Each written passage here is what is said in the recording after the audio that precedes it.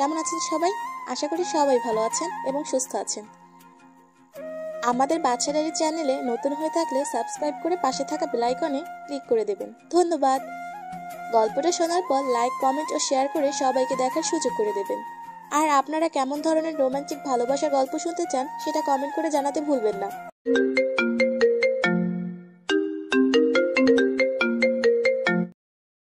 কুত্তার বাচ্চা, তোর সাহস কি করে হয় তুই আমার গায়ে ময়লা পানি মারছিস? আপু, আমি আপনাকে দেখতে পাইনি, আপনি হঠাৎ নিচে চলে আসছেন। তুই আমার গায়ে ইচ্ছা করে ফেলছিস, এর জন্য তোকে শাস্তি পেতে হবে। আমি তো বলছি আপনার গায়ে ইচ্ছে করে পানি মারি নাই। ঠিক আছে, আপনি যে শাস্তি দিবেন আমি মাথা পেতে নিব, তারপরেও আমার মরা বাবা মাকে গালি দিয়েন না। তুই এক্ষুনি আমার জামা পরিষ্কার করে দিবি এবং আগে 50 বার কান ধরে উঠবি আর বসবি। ঠিক আছে আপু, আপনি যা বলবেন আমি তাই করছি।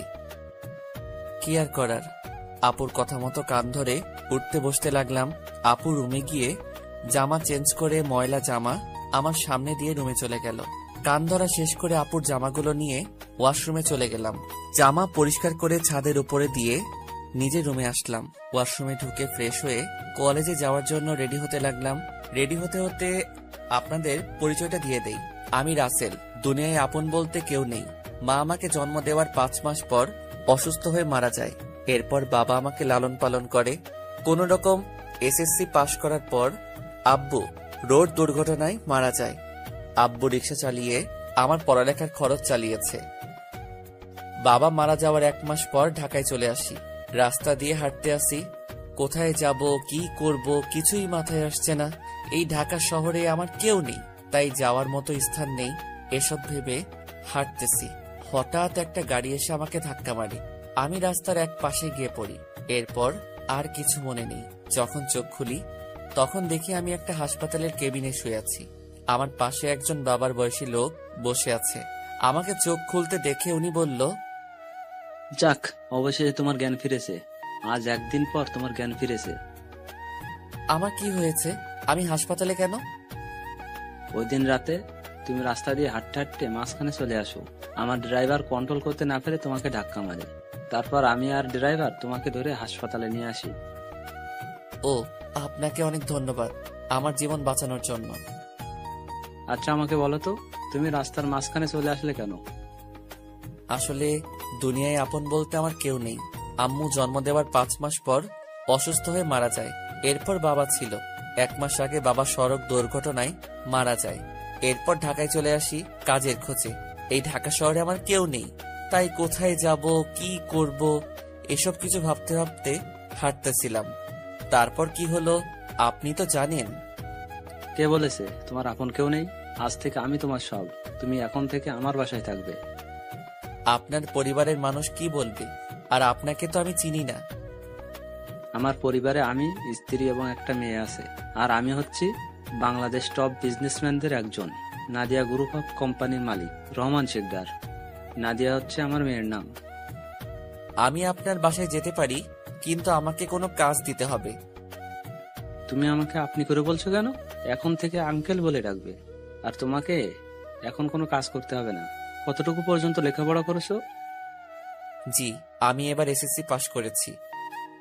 ঠিক আছে, তাহলে তুমি আগে পড়ালেখা শেষ করো, তারপর আমার অফিসে চাকরি করবে।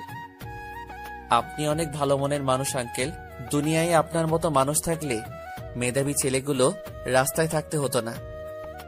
আচ্ছা ঠিক আছে, তুমি এখন রেস্ট নাও। আমি ড্রাইভারকে ফোন দিয়ে বলে দিচ্ছি, সে খাবার নিয়ে আসবে। খাবার খেয়ে ওষুধগুলো খেয়ে নিবে। আমি ডাক্তারের কাছে যাচ্ছি। এ কথা বলে আঙ্কেল কেবিন থেকে বেরিয়ে গেল। আজ 2 দিন পর আমাকে আঙ্কেলের বাসায় নিয়ে আসছে। আমাকে আন্টির সাথে পরিচয় করিয়ে দিল। আন্টির কথা শুনে বুঝতে পারলাম উনি আঙ্কেলের মতো অনেক ভালো মানুষ। বিকেলে ওনার মেয়ে কলেজ থেকে আসার পর আমাকে তার সাথে পরিচয় করিয়ে দিচ্ছে। নাদিয়া আপুর কথা শুনে বুঝতে পারলাম উনিও অনেক ভালো মানুষ। আমাকে কত সহজে আপন করে নিচ্ছে। সুন্দরভাবে চলছিল আমার জীবন। আমাকে নাদিয়া আপুর কলেজে ভর্তি করিয়ে দিচ্ছে। নাদিয়া আপু প্রতিদিন ওনার সাথে করে কলেজে নিয়ে যায়, আবার নিয়ে আসে। নাদিয়া আপু এবার ইন্টার ফাইনাল ইয়ারে পড়ে, আর আমি প্রথম ইয়ারে। বয়সে আমার চেয়ে 2 বছরের বড় হবে। এভাবে দেখতে দেখতে একটা বছর কেটে গেল, কিন্তু হঠাৎ নাদিয়া আপুর ব্যবহার অন্যরকম হয়ে গেছে। আজ 1 মাস থেকে, আগে তো ভালো ছিল, কিন্তু হঠাৎ এত পরিবর্তন কেন? গতকাল রাতে অনেক বৃষ্টি হয়েছে, তাই ছাদে পাতা পড়ে পানি জমে গেছে। 1 বালতির মতো পানি হবে। আমি পানিগুলো কুড়ে নিচে ফেলে দিলাম। হঠাৎ নিচের দিকে তাকিয়ে দেখি নাদিয়া আপু চোখ মুখ লাল করে দাঁড়িয়ে আছে। এরপর দ্রুত নিচে নেমে আসলাম। তারপর কি হলো আপনারা তো জানেন। আপনাদের সাথে কথা বলতে বলতে রেডি হয়ে নিচে চলে আসলাম। নিচে এসে দেখি আপু নাই, তাই আমি খালাকে জিজ্ঞেস করলাম, খালা, নাদিয়া আপু কোথায়? উনি কি নাস্তা করবে না? নাদিয়া ম্যাম তো নাস্তা করে গাড়ি নিয়ে কলেজে চলে গেছে। ও আচ্ছা, ঠিক আছে, তাহলে তুমি আমাকে নাস্তা দাও। আজকে আমার পাঠক পাঠিকা ভাই বোনদের সাথে কথা বলতে বলতে দেরি হয়ে গেছে। পাঠক পাঠিকা এরা আবার কারা? আরে খালা, যারা আমার গল্প নিয়মিত পড়ে তাদের বলছি।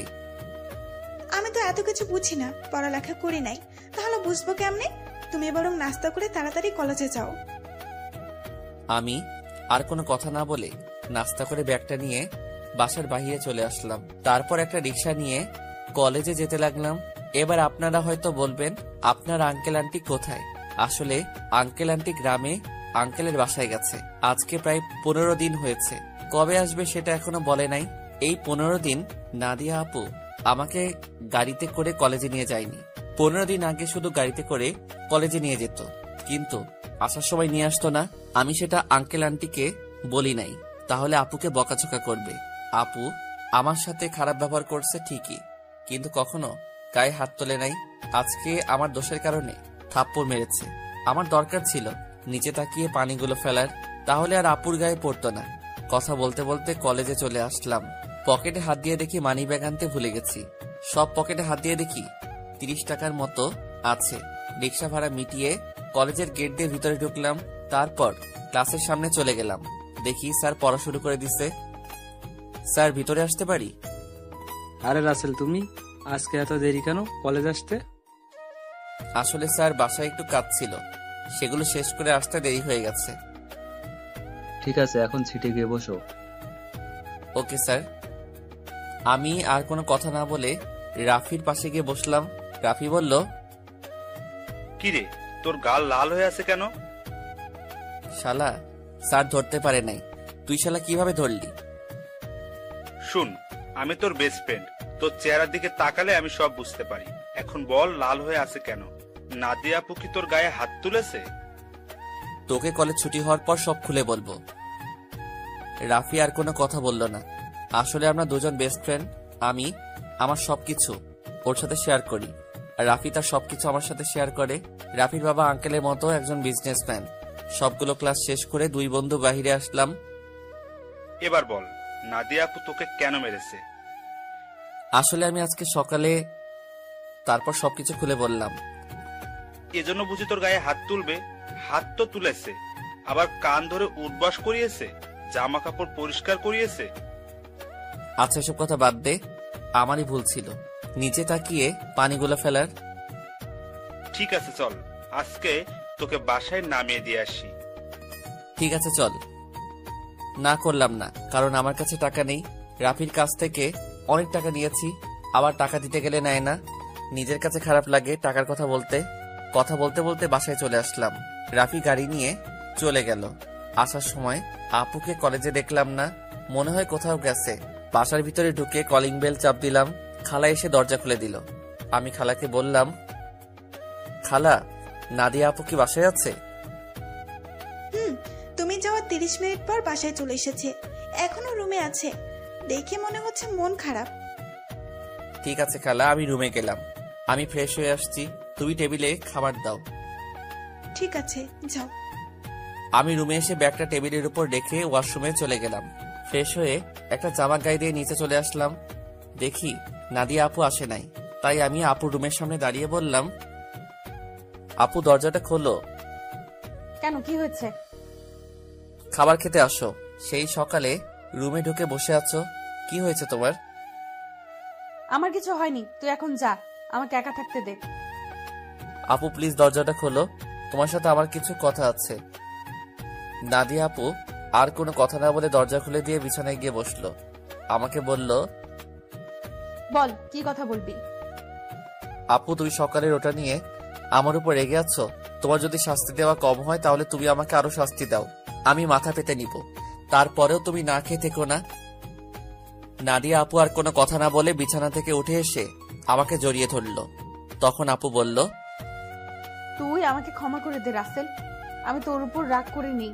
আমি একটা ছেলেকে ভালোবাসি, কিন্তু ছেলেটা অন্য একটা মেয়েকে ভালোবাসে, তাই ওর উপরে রাগ করে তোর সাথে খারাপ ব্যবহার করছি। তুই আমাকে মাফ করে দে।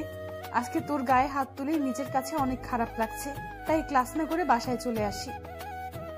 আপু আমি কিছু মনে করি নাই। আমি জানি তোমার হয়তো কিছু হয়েছে, তাই তুমি আমার সাথে এরকম করছো। তুমি একটা বার ওই ছেলেটাকে দেখিয়ে দিও, আমি ওকে আবার তোমার কাছে নিয়ে আসবো। না রে, আর ও আমাকে ভালোবাসে না, ও আমার সাথে প্রেমের অভিনয় করছে। আমি সেটা বুঝতে পারি নাই। মন খারাপ করো না, দেখবে আস্তে আস্তে সব ঠিক হয়ে যাবে। তুমি ফ্রেশ হয়ে আসো, দুজনে একসাথে খাবার খাবো। ঠিক আছে, তুই বস, আমি ফ্রেশ হয়ে আসছি। নাদিয়া আপু ফ্রেশ হতে চলে গেল। আমি বিছানায় বসে আপুর মোবাইল টিপতে লাগলাম। গ্যালারিতে ঢুকে দেখি একটা ছেলের অনেকগুলো ছবি। তার মানে এই ছেলের সাথে প্রেম করত। ছেলেটা দেখতে অনেক সুন্দর। আমি ওই ছেলের কাছে কিছুই না। অবাক করার বিষয় হলো ওই ছেলের সাথে আপুর একটা ছবিও দেখলাম না। আমি মোবাইলটা বিছানায় রেখে দিলাম। কিছুক্ষণ পর আপু ওয়াশরুম থেকে বেরিয়ে আসলো। আমি তার দিকে তাকিয়ে মাথা নিচু করে ফেললাম। আপু মনে হয় বিষয়টা বুঝতে পেরেছে, তাই আপু বলল, আসলে আমার মনে ছিল না তুই যে আমার রুমে। আমি ওয়াশরুমে ঢুকে জামা কাপড় গায়ে দিচ্ছি। ওয়াশরুমে যেতে হবে না, আমি নিচে যাচ্ছি, তুমি জামা কাপড় গায়ে দিয়ে আসো। এ কথা বলে আমি আপুর রুম থেকে বেরিয়ে নিচে চলে আসলাম। কিছুক্ষণ পর আপু জামা গায়ে দিয়ে নিচে চলে আসলো। একটা কথা আপনাদেরকে বলে দেই, আমি নাদিয়াকে নিজের বড় আপুর মতো জানি। দুজনে একসাথে খাবার খেতে লাগলাম। খাবার খেয়ে যে যার রুমে চলে আসলাম। বিছানায় শুয়ে মোবাইল হাতে নিয়ে রাফিকে ফোন দিয়ে সবকিছু খুলে বললাম। তারপর আরো কিছুক্ষণ কথা বলে ঘুমিয়ে গেলাম। সকালে হঠাৎ কে যেন আমার গায়ে পানি মেরে ভিজিয়ে দিল। আমি এক লাফে উঠে গেলাম। সামনে তাকিয়ে দেখি নাদিয়া আপু হাতে বালতি নিয়ে দাঁড়িয়ে দাঁড়িয়ে হাসতে আসছে। তার মানে এটা আপুর কাজ। তখন আমি আপুকে বললাম, আপু তুমি এটা কি করলে? আমার গায়ে পানি দিলে কেন? তোকে সেই সকাল থেকে ডাকছি, তোর ওঠার খবর নেই, তাই বাধ্য হয়ে তোর গায়ে পানি মারছি। তাই বলে তুমি পানি মারবে? দেখো পুরো শরীর ভিজে গেছে। ভালো হয়েছে, এখন কথা না বলে গোসল করে রেডি হয়ে নিচে আয়। ঠিক আছে, কিন্তু আজকে হঠাৎ আমাকে ডাকতে আসলে কেন? হঠাৎ কোথায়, 1 মাস তোকে ডাকি নাই।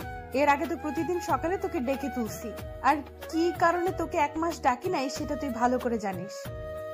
ঠিক আছে তুমি যাও, আমি ফ্রেশ হয়ে আসছি। তাড়াতাড়ি আয়। বলে নাদিয়া আপু রুম থেকে বেরিয়ে গেল। আমি দাঁড়িয়ে না থেকে ওয়াশরুমে ঢুকে গোসল করে রেডি হয়ে কলেজের ব্যাগটা কাঁধে নিয়ে নিচে চলে আসলাম। কিছুক্ষণ পর আপু আসলো। দুজনে একসাথে নাস্তা করে গাড়ি নিয়ে কথা বলতে বলতে কলেজে চলে আসলাম।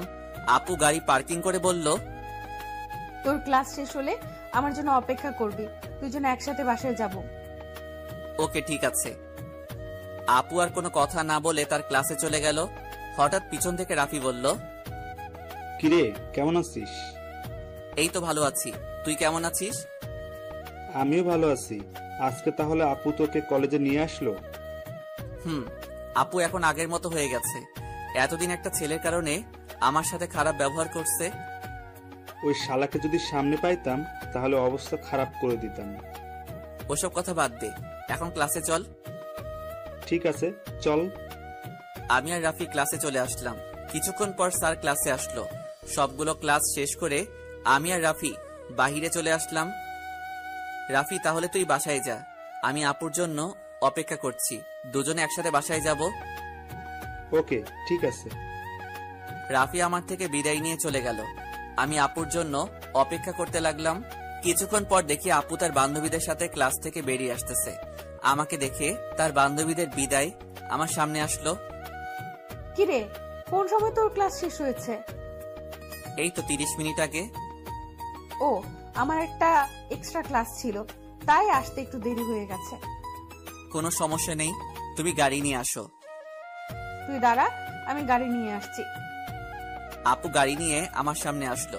তারপর আপুর সাথে সামনের সিটে বসলাম। দুজনে কথা বলতে বলতে বাসায় চলে আসলাম। আপু তার রুমে চলে গেল, আমি আমার রুমে চলে আসলাম। ফ্রেশ হয়ে নিচে এসে আপু আর আমি একসাথে খাবার খেয়ে রুমে চলে আসলাম। দেখতে দেখতে 1 মাস চলে গেল। এখন আপুর সাথে আগের থেকে অনেক ফ্রি হয়ে গেছি। এখন আপু আমার সব সময় খেয়াল রাখে, কলেজে কোনো মেয়ের সাথে কথা বলতে দেয় না, আমাকে শাসনের উপর রাখে। আপুর এসব আমার অনেক ভালো লাগে। আমি আপুকে কিছু বলি না।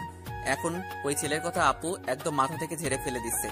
আমার সাথে সব সময় দুষ্টুমি করে, বড় বোন হিসেবে ছোট ভাইয়ের সাথে করতে পারে। আমি আপুকে সবসময় নিজের বড় বোনের চোখে দেখি। আঙ্কেল আন্টি তারা বাসায় চলে এসেছে। আঙ্কেল এখন আগের মতো অফিস দেখাশোনা করে। আমাদের কলেজ আজকে 1 মাসের জন্য ছুটি দিয়েছে, কারণ কলেজে নতুন করে রং লাগাবে, তাই 1 মাস কলেজ বন্ধ থাকবে। রাতে সবাই একসাথে খাবার খাচ্ছি, তখন আঙ্কেল বলল, শুনেছি তোদের কলেজ নাকি 1 মাসের জন্য বন্ধ থাকবে। আব্বু কলেজে কিছু কাজ করবে তাই বন্ধ দিয়েছে। তাহলে তুই আর রাসেল তোর নানা বাড়ি থেকে কিছুদিন ঘুরে আয়। সবসময় তো দুইজনই বাসায় থাকিস, কোথাও যাস না। আমি না হয় যাব, কিন্তু রাসেল কি আমার সাথে যাবে? রাসেল যাবে না কেন? আসলে আন্টি, আমার বাসা থেকে বাইরে কোথাও ঘুরতে যেতে ভালো লাগে না। এটা তো আর অন্য কোথাও না, আমার শ্বশুর বাড়ি যেতে বলছি। রাসেল আমার সাথে না গেলে আমিও কোথাও যাব না। ঠিক আছে আপু, আমি তোমার সাথে যাব। এবার খুশি? অনেক খুশি। তাহলে কালকে সকালে তোরা দুজনে রওনা দে। এখন রুমে গিয়ে জামা কাপড় গুছিয়ে রাখ। আর তোরা কি গাড়ি নিয়ে যাবি? না আব্বু, আমরা বাসে করে যাব। ঠিক আছে, তোরা যেটা ভালো বুঝিস। কেউ আর কোনো কথা না বলে খাবার খেতে লাগলো। আমি খাবার খেয়ে রুমে চলে আসলাম। রুমে এসে জামা কাপড় গুছিয়ে রাখলাম। তারপর বিছানায় শুয়ে মোবাইল টিপতে টিপতে ঘুমিয়ে পড়লাম। পরের দিন সকালে আপু এসে আমাকে ডেকে তুলল। আমাকে রেডি হতে বলে তার রুমে চলে গেল। আমি ওয়াশরুমে ঢুকে ফ্রেশ হয়ে রেডি হয়ে জামা কাপড় আর ব্যাগটা নিয়ে নিচে চলে আসলাম। নাস্তার টেবিলে দেখে আঙ্কেল আন্টি বসে আছে। আমি একটা চেয়ার টেনে বসলাম। হঠাৎ সিঁড়ির উপরে চোখ পড়তেই আমি চমকে উঠলাম। আজকে আপুকে অনেক সুন্দর লাগছে। নীল রঙের একটা জামা গায়ে দিছে। আপুকে নীল রঙের জামায় অনেক সুন্দর লাগছে। আপু আমার সামনে এসে বলল, কি রে, তুই এভাবে হ্যাবলার মতো আমার দিকে তাকিয়ে আছিস কেন? এই আপু, আমাকে হ্যাবলা বলবে না। আমি কিন্তু তোমার থেকে অনেক সুন্দর আছি। আর আজকে তোমাকে নীল রঙের জামায় অনেক সুন্দর লাগছে। বাবা, যে না চেহারা, আবার বলে আমার থেকে ওর চেহারা সুন্দর। যা, একটু তোমার রূপের প্রশংসা করলাম, এখন থেকে আর করব না। তোমাকে পুরো পেতনির মতো লাগছে। কি বললি? আমাকে পেতনির মতো লাগছে? প্রথমে প্রশংসা করলাম, কোনো দাম পেলাম না, তাই তোমাকে পেতনি বললাম। আজকে তোকে আমি মেরেই ফেলবো। তোরা কি শয়তানি করবি নাকি নাস্তা করে বেরিয়ে পড়বি? আপু তুমি দেখো না, রাসেল আমাকে পেতনি বলছে। ও তো ছোট, তাই তোর সাথে দুষ্টামি করছে। এখন কথা না বলে নাস্তা করে বেরিয়ে পড়। নাদিয়া আপু আমার দিকে তাকিয়ে একটা বেঞ্চি মেরে একটা চেয়ার টেনে বসে পড়লো। সবাই নাস্তা করতে লাগলাম। নাস্তা খাওয়া শেষ করে আঙ্কেল আন্টির কাছে বলে বাসা থেকে বেরিয়ে আসলাম। তারপর গাড়িতে করে বাস কাউন্টারে চলে আসলাম। ড্রাইভার আমাদের বাস কাউন্টারে নামিয়ে দিয়ে চলে গেল। আসার সময় আঙ্কেল আমার পকেটে কিছু টাকা ঢুকিয়ে দিল। তাই বাস কাউন্টারে গিয়ে টিকিটের জন্য টাকা বের করতে গিয়ে দেখি 15 থেকে 20 হাজারের মতো হবে। আমি 2টা টিকিট নিলাম। তারপর টিকিট নিয়ে দুজনে বাসে উঠলাম। দুজনের একসাথে সিট। বাস 20 মিনিট পর ছেড়ে দিল। এই দেখছেন আমি কেমন মানুষ। নাদিয়া আপুর নানার বাড়ির কথা বলতে ভুলে গেছি। আপুর নানার বাড়ি যশোরে। আমি কখনো যাইনি, কিন্তু আপুকে একবার যেতে দেখেছি, তাই আপু সব চিনে। শোন, নানার বাড়িতে গিয়ে কোনো মেয়ের সাথে কথা বলতে পারবি না, আর রিয়ার থেকে দূরে দূরে থাকবি। আমি কি আর কখনো তোমার নানার বাড়ি গেছি?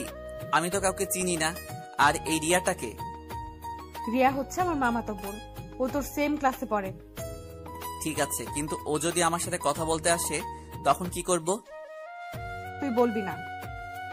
আমি যদি না কথা বলি তাহলে বলবে আমি বোবা, আর না হয় বলবে আমি বেশি ভাব দেখাই। কথা বলবি, কিন্তু বেশি কথা বলতে পারবি না। ঠিক আছে। আমি মনে মনে বললাম, আগে তো রিয়া মেয়েটাকে একবার দেখি, পছন্দ হলে তার সাথে প্রেম করব। এই নাদিয়া আপুর জন্য আজ পর্যন্ত কোনো মেয়ের সাথে প্রেম করতে পারলাম না। তো যাই হোক, দুজনে কানে হেডফোন লাগিয়ে গান শুনতে লাগলাম। বাস এসে একটা রেস্টুরেন্টে থামলো।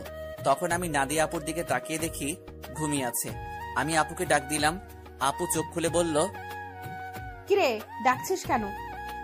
আপু, বাস একটা রেস্টুরেন্টে থামছে, চলো দুজনে খাবার খেয়ে নেই। ঠিক আছে, চল। নাদিয়া আপু আর আমি বাস থেকে নেমে রেস্টুরেন্টের ভিতরে ঢুকে গেলাম। আপু ওয়াশরুমে ঢুকে ফ্রেশ হয়ে আসলো, আমি অন্য একটা ওয়াশরুমে ঢুকে ফ্রেশ হয়ে আসলাম। দুজনে গিয়ে একটা টেবিলে গিয়ে বসলাম। আপু ওনার মতো করে অর্ডার করলো, আমি আমার মতো অর্ডার করলাম। কিছুক্ষণ পর ওয়েটার খাবার নিয়ে আসলো, দুজনে খাবার খেতে লাগলাম। খাবার খেয়ে দুজনে আবার বাসের ভিতরে চলে আসলাম, আবার আগের মতো বসে পড়লাম। বাস কিছুক্ষণ পর ছেড়ে দিল, বাস চলছে আপন গতিতে। আমরা দুজন আবার হেডফোন লাগিয়ে গান শুনতে লাগলাম। দেখতে দেখতে আমরা এখন যশোর চলে এসেছি। দুজনে বাস থেকে নেমে দেখি একটা গাড়ি আমাদের সামনে দাঁড়িয়ে আছে, আর গাড়ির সাথে একজন লোক দাঁড়িয়ে আছে। নাদিয়া মামা বলে তাকে জড়িয়ে ধরলো। আসলে আমি কখনো আপুর মামাকে দেখি নাই, ওর মামা ঢাকায় মনে হয় সহজে যায়নি, তাই চিনতে পারলাম না। আমি আর আপু পিছনের সিটে বসলাম। তখন আপুর মামা বলল, তাহলে এই হচ্ছে রাসেল? মামা, ও হচ্ছে রাসেল। তুমি তো বাহিরে ছিলে, তাই দেখো নাই। ও, তার মানে নাদিয়ার মামা বাহিরে ছিল। তখন নাদিয়ার মামা বলল, কেমন আছো রাসেল? পড়ালেখা কেমন চলছে? জি মামা, আমি অনেক ভালো আছি, আর পড়াশোনা ভালোই চলছে। ও, তা কয়টা মেয়ের সাথে প্রেম করো? মামা, আপনি এটা কি বলছেন? আরে সমস্যা নেই, আমাকে তোমার বন্ধু ভাবে বলতে পারো। প্রেম মনে হয় আমি কখনো করতে পারবো না। একটা পেত্নির কারণে সবসময় আমাকে মেয়েদের থেকে দূরে সরিয়ে রাখে। ও মা, তাই? তা সে মানুষটাকে? আমি আপুর দিকে তাকিয়ে দেখি আমার দিকে চোখ লাল করে তাকিয়ে আছে। ভয়ে আমার গলা শুকিয়ে গেল, তাই কথা ঘুরিয়ে বললাম, আসলে আমার কলেজের এক ছেলে বন্ধু, সে বলেছে আমাদের দুজনের মধ্যে কেউ কখনো প্রেম করব না, কোনো মেয়ের সাথে বন্ধুত্ব করব। এ কারণে আজ পর্যন্ত একটা প্রেম করতে পারলাম না। আমার কথা শুনে মামা হাসতে হাসতে শেষ। আপুর দিকে তাকিয়ে দেখি এবার মুচকি মুচকি হাসছে। যাক বাবা, এবার তাহলে বেঁচে গেছি, তা না হলে খাচ্চুন্নি আজকে আমার অবস্থা খারাপ করে ছাড়তো। কথা বলতে বলতে মামা একটা বাসার ভিতরে গাড়ি ঢুকিয়ে দিল। আমি আর আপু গাড়ি থেকে নামলাম। আপু দৌড়ে ভিতরে চলে গেল। আমি এক জায়গায় দাঁড়িয়ে আছি। মামা গাড়ি পার্কিং করে আমার সামনে এসে বলল, কি ব্যাপার রাসেল, তুমি এখানে দাঁড়িয়ে আছো কেন? ভেতরে যাও। আমি কেমন করে যাব? আমি তো কাউকে চিনি না। আপু তো আমাকে না নিয়ে দৌড় দিয়ে ভিতরে চলে গেল। ও, এ ব্যাপার, ঠিক আছে, তুমি আমার সাথে আসো। এটা হচ্ছে আমাদের বাড়ি। আপনাদের বাড়িটা অনেক সুন্দর। এই বাড়িটা আব্বু বানিয়েছে প্রায় 5 কোটি টাকা খরচ করে। বাইরে থেকে যদি এত সুন্দর হয়, না জানি ভিতরে দেখতে কেমন। ভিতরে আসো, তারপর দেখো কেমন লাগে। দুজনে কথা বলতে বলতে ভিতরে গেলাম। ভিতরে ঢুকে আমি তো আরো অবাক হয়ে গেলাম। পুরো বাড়িটা রাজপ্রাসাদের মতো। বাইরে থেকে ভেতর কেমন লাগছে? অনেক সুন্দর মামা। গ্রামের ভেতরে আমাদের বাড়িটা 1 নম্বরে আছে, এমন বাড়ি আর কোথাও নাই। হুম। ঠিক আছে, তুমি উপরে গিয়ে ডান হাতের পাশের রুমে চলে যাও। যতদিন এই বাড়িতে থাকবে ততদিন ওই রুমেই থাকবে। ওকে, ঠিক আছে মামা। এই বলে আমি সিঁড়ি বেয়ে উপরে উঠলাম। তারপর হাতের ডান পাশের রুমে ঢুকে গেলাম। ভিতরে ঢুকে দেখি রুমটা অনেক সুন্দর। আমি কাঁধের ব্যাগটা বিছানায় রেখে জামা কাপড় বের করে ওয়াশরুমে ঢুকে গেলাম। গোসল করে একটা জামা গায়ে দিয়ে রুম থেকে বেরিয়ে আসতেই কারোর সাথে ধাক্কা খেয়ে নিচে পড়ে গেলাম। নিচে তাকিয়ে দেখি আমি একটা মেয়ের গায়ের উপর পড়ে আছি। মেয়েটা দেখতে খুবই সুন্দর, যে কোনো ছেলে দেখলে প্রেমে পড়ে যাবে। তো যাই হোক, আমি তাড়াতাড়ি মেয়েটার উপর থেকে উঠে গেলাম। হাত বাড়িয়ে মেয়েটাকে দাঁড় করালাম। তখন আমি বললাম, সরি, বিশ্বাস করুন আমি আপনাকে দেখতে পাইনি। সমস্যা নেই, কিন্তু আপনাকে তো ঠিক চিনতে পারলাম না। আপনি কে, আর আমাদের বাড়িতে কি করে? আমি রাসেল, নাদিয়া আপুর সাথে এসেছি। আমি নাদিয়া আপুদের বাসায় থাকি। ও, তার মানে আপনি রাসেল। ফুফা ফুফির কাছে আপনার কথা শুনেছি। আমি রিয়া, নাদিয়া আপুর মামাতো বোন। ও, তার মানে আপু আসার সময় আপনার কথা বলছে? নাদিয়া আপু আপনাকে আমার ব্যাপারে কি বলছে? তেমন কিছু না, বলছে আপনি নাকি আমার সেম ইয়ারে পড়েন। বাকিটা বললাম না, শুনলে রিয়া কষ্ট পাবে, তাই ওই কথা বললাম না। তখন রিয়া বলল, ও, তার মানে আপনি আমার সেম ইয়ারে পড়েন। তাহলে আমরা আপনি করে বলছি কেন? আমরা তোর নাম এবং তুই করে বলতে পারি। ঠিক আছে, এখন থেকে তুই করে বলবো। এখন চলো নিচে যাই। আসার পর তোর আম্মুর সাথে কথা বলি নাই এবং তোর দাদা দাদির সাথে দেখা করি নাই। ঠিক আছে, চল। আমি আর রিয়া দুজনে নিচে চলে আসলাম।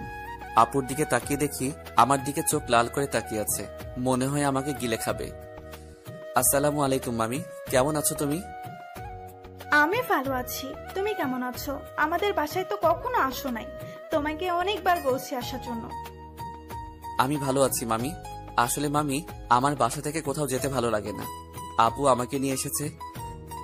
নাদিয়া যদি না বলতো তাহলে বুঝি আসতে না? আসলে তেমন কিছু না মামি। আচ্ছা, এসব কথা বাদ দাও তো। এখন বলো, নানা নানি কোথায়? তাদের তো দেখছি না। আসলে আব্বু আম্মুকে নিয়ে তার ভাইয়ের বাসায় বেড়াতে গেছে। বুড়ো বয়সে ঘুরতে গেছে তারা? বুড়ো হলে বুঝি যেতে পারে না? আমি সেটা বলি নাই, মানে তাদের ভালোবাসা বুড়ো বয়সে এখনো আছে। এত কথা না বলে খাবার খা। খাবার খেয়ে তুই আমার রুমে আসবি, তোর সাথে আমার কথা আছে। ঠিক আছে আপু। আর কোনো কথা না, খাবার খেয়ে নিজের রুমে চলে আসলাম।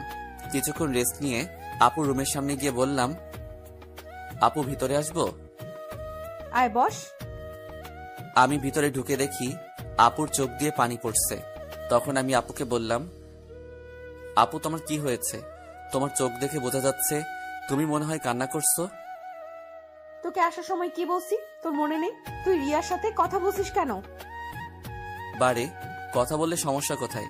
তোমাকে বলছি না আমি বেশি কথা বলবো না। ঠিক আছে, তুই এখন আমার রুম থেকে কোথাও যাবি না, আমার রুমে বসে থাকবি। আপু, পুরোটা রাস্তায় জার্নি করে আসছি, তাই ভাবছি একটা ঘুম দিমু। তাহলে আমার রুমে ঘুমিয়ে পড়, তোর রুমে যাওয়া লাগবে না। যদি বাড়ির মানুষ অন্য কিছু ভাবে তখন কি হবে? এই বাসার সবাই জানে আমি তোর থেকে বড়, তাহলে অন্য কিছু ভাববে না। কথা না বলে ঘুমিয়ে পড়। আমি আর কোনো কথা না বলে আপুর বিছানায় ঘুমিয়ে পড়লাম। এবার আপনাদের কিছু কথা বলি। আসলে নানা নানি এবং মামি অনেকবার ঢাকায় গেছে, তাই ওদের চিনি। কিন্তু রিয়া কখনো ঢাকায় যায়নি, আর কেন যায় না সেটা আমি বলতে পারবো না। আমার ঘুম আসার পর আপু আমার দিকে তাকিয়ে আছে আর মনে মনে বলে, রাসেল, তুই কি আমার মুখের কথা বুঝতে পারিস না? আমি তোর এত খেয়াল কেন রাখি? তোকে কোনো মেয়ের সাথে কথা বলতে দেইনি কেন? কারণ আমি তোকে অনেক ভালোবাসি। তোকে যদি আমার জীবনে না পাই তাহলে আমার এই জীবন শেষ করে দিব। আমি তোকে অন্য মেয়ের সাথে সহ্য করতে পারবো না। এই কথা বলে আপু আমার কপালে এবং গালে 4-5টা চুমু খেলো। তারপর রুম থেকে বেরিয়ে রিয়ার রুমে গেল। রিয়া বিছানায় শুয়ে কি যেন ভাবছে। তখন আপু রিয়ার পাশে বসে বলল, কি রে রিয়া, তোকে দেখে বোঝা যাচ্ছে তুই কিছু একটা নিয়ে চিন্তিত আছিস। আসলে আপু তেমন কিছু না। এখন বলো হঠাৎ আমার রুমে? কেন, তোর রুমে কি আসা যাবে না? আরে আমি ওইভাবে বলিনি। আচ্ছা ওটা বাদ দাও, তোমাকে একটা কথা বলি, রাসেল কি কোনো মেয়ের সাথে প্রেম করে? কেন, আমার জানা মতে রাসেল কোনো মেয়ের সাথে প্রেম করে না। তা এটা কেন জিজ্ঞেস করলি? না আপু, এমনি জিজ্ঞাসা করলাম। তা আপু তোমার লেখাপড়া কেমন চলছে? আমার তো ভালোই চলছে, তোর কেমন চলছে? আমারও ভালোই চলছে। ঠিক আছে তুই থাক, আমি রুমে গেলাম। এই কথা বলে আপু নিজের রুমে চলে আসলো। আর এদিকে রিয়া ভাবছে, তাহলে আমার লাইন ক্লিয়ার, আমি রাসেলকে আমার করে নিব। আমি ওকে প্রথম দেখায় ভালোবেসে ফেলেছি। আমাকে যে করেই হোক রাসেলের মন জয় করতে হবে। কিন্তু আমি ওর মন জয় করব কেমন করে? তখন রিয়া ভাবতে লাগলো। হঠাৎ তার মাথায় একটা বুদ্ধি আসে, আমাকে তার সাথে প্রতিদিন কলেজে নিয়ে যাবে। তারপর আস্তে আস্তে রাসেলকে রিয়ার প্রতি দুর্বল করবে। বিকালে ঘুম থেকে উঠে দেখি আপু আমার পাশে শুয়ে আছে, যেন একটা পিচ্চি মেয়ে আমার পাশে শুয়ে আছে। আমি আপুর দিকে তাকিয়ে বিছানা থেকে নামতেই আপুর ঘুমটা ভেঙে গেল। কি ব্যাপার আপু, তুমি উঠলে কেন? ঘুম ভেঙে গেছে তাই উঠে গেলাম। তুই ফ্রেশ হয়ে আয়, দুজনে মিলে গ্রামটা ঘুরে দেখবো। ঠিক আছে, আমি রুমে গিয়ে ফ্রেশ হয়ে আসছি। এই বলে আপুর রুম থেকে বেরিয়ে নিজের রুমে চলে আসলাম। ওয়াশরুমে ঢুকে ফ্রেশ হয়ে একটা জামা গায়ে দিয়ে নিচে নেমে আসলাম। নিচে এসে দেখি রিয়া সোফায় বসে টিভি দেখছে। আমাকে দেখে সামনে এসে বলল, কিরে তুই কি কোথাও যাবি? আপু, আর আমি তোদের গ্রামটা ঘুরে দেখব। আপু ফ্রেশ হয়ে আসছে। ঠিক আছে, তোরা আমার জন্য কিছুক্ষণ অপেক্ষা কর, আমিও তোদের সাথে যাব। এই বলে রিয়া দৌড় দিয়ে তার রুমে চলে গেল। কিছুক্ষণ পর আপু বেরিয়ে আসলো। আপুকে দেখতে অনেক সুন্দর লাগছে। আপু আমার সামনে এসে বলল, রাসেল আমি রেডি, এবার চল। একটু দাঁড়াও, রিয়া বলেছে সেও আমাদের সাথে যাবে, আমাদের অপেক্ষা করতে বলছে। আপু রিয়ার কথা শুনে মুখটা বেজার করে ফেললো। আমি বুঝতে পারছি, কিন্তু আমি তো আর রিয়াকে মানা করতে পারবো না।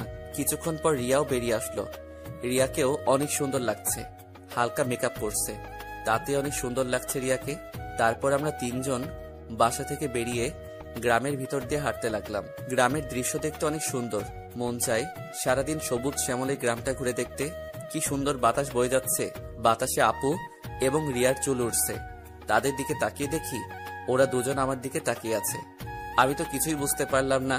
ঘুরতে ঘুরতে রাত 8টা বেজে গেল। আসলে আমরা রিয়াদের বাজারে আসছি, এখানে ফুচকা আইসক্রিম খেয়েছি। আপু বেশি খাইনি, চেহারাটা কেমন করে যেন রেখেছে। মনে হয় রিয়াকে সাথে করে আনার জন্য মন খারাপ করে ফেলছে। তো যাই হোক, তিনজনে হাঁটতে হাঁটতে বাসায় চলে আসলাম। যে যার রুমে চলে আসলাম। আমি ওয়াশরুমে ঢুকে ফ্রেশ হয়ে নিচে চলে আসলাম। সবার সাথে খাবার খেতে লাগলাম। আপু খাবার খাচ্ছে না, হঠাৎ হাত ধুয়ে রুমে চলে গেল। আমি হালকা কয়েকটা খাবার খেয়ে আপুর রুমে চলে আসলাম। রুমে এসে দেখি আপু বিছানায় শুয়ে আছে। আমি আপুর সামনে গিয়ে বললাম, আপু আমি রিয়াকে আমাদের সাথে যেতে বলি নাই, সে নিজে এসেছে আমাদের সাথে। আপু কোনো কথা বলছে না, আবার অন্যদিকে মুখ ঘুরিয়ে নিল। এবার আমি আপুকে আমার দিকে ঘুরিয়ে বললাম, আপু তুমি কি আমার উপর রেগে আছো? প্লিজ, তুমি এভাবে মন খারাপ করে থাকলে আমার কাছে একটু ভালো লাগে না। হঠাৎ আপু আমার সাথে এমন কিছু করবে সেটা আমি কখনো ভাবতেই পারিনি। আপু আমাকে জড়িয়ে ধরে ঠোঁটের সাথে ঠোঁট লাগিয়ে পাগলের মতো কিস করতে লাগলো। আমি ছাড়ার চেষ্টা করছি, কিন্তু আপু আমাকে শক্ত করে ধরে আছে। প্রায় 5 মিনিট পর ছেড়ে দিয়ে কান্না করতে করতে বলল, তুই কি কিছু বুঝিস না? আমি কেন তোকে অন্য মেয়ের সাথে কথা বলতে দিই না? তোকে সবসময় চোখে চোখে রাখি, তোরা তো কেয়ার করি, কারণ আমি তোকে ভালোবাসি। আমি তোকে অন্য মেয়ের সাথে কথা বলতে দেখলে সহ্য করতে পারি না। আমি তোকে অনেক ভালোবাসি রাসেল। আমি তো আপুর কথা শুনে অবাক হয়ে গেলাম। আপু এটা কি বলছে? তখন আমি আপুকে বললাম, আপু তোমার মাথা কি ঠিক আছে? তুমি এটা কি বলছো? আমি তোমাকে বড় বোনের মতো সম্মান করি। আমি মনে করছি তুমি আমাকে ছোট ভাই হিসেবে এত কেয়ার এবং খেয়াল রাখো। না, আমি তোকে ভালোবাসি বলে এত কেয়ার এবং খেয়াল রাখি। প্লিজ রাসেল, তুই আমাকে ফিরিয়ে দিস না। আপু এটা কখনো সম্ভব নয়, তুমি আমার 2 বছরের বড়। এটা পরিবারের এবং আঙ্কেল আন্টি কখনো মেনে নিবে না। সমাজের মানুষ নানান ধরনের কথা বলবে। আমি পারবো না তোমাকে ভালোবাসতে। তুই যদি আমাকে ভালো না বাসিস তাহলে আমি নিজেকে শেষ করে দিব। আমি তোকে ছাড়া বড় অসহায়, আমি তোকে ছাড়া থাকতে পারবো না। এই তোমাদের মতো মেয়েদের বাংলা সিনেমার মতো একটা ডায়লগ আছে, কাউকে নিজের করে না পেলে আত্মহত্যা করবে, হাত কেটে ফেলবে, ছাদ থেকে লাফ দিবে, এমনকি বিষ খাবে। এগুলো ছাড়া আর কি তোমরা কিছু করতে পারো না? যাকে ভালোবাসি তাকে যদি নিজের করে না পাই, তাই মেয়েরা এসব করতে বাধ্য হয়। আমি তোকে সত্যিই অনেক ভালোবাসি। আপু আমি তোমাকে বোনের মতো জানি, আমি তোমাকে কখনো ভালোবাসতে পারবো না। তুমি এসব বিষয়ে আমার সাথে কথা বললে আমি তোমাদের সবাইকে ছেড়ে চলে যাব। না না, তুই কোথাও যাস না। তোকে না দেখলে আমি থাকতে পারবো না। ঠিক আছে, আমি আর কখনো তোকে ভালোবাসার কথা বলবো না। কথাটা যেন মনে থাকে, আগে যেভাবে চলতে এখনো সেভাবে চলবে। আমি এখন রুমে গেলাম।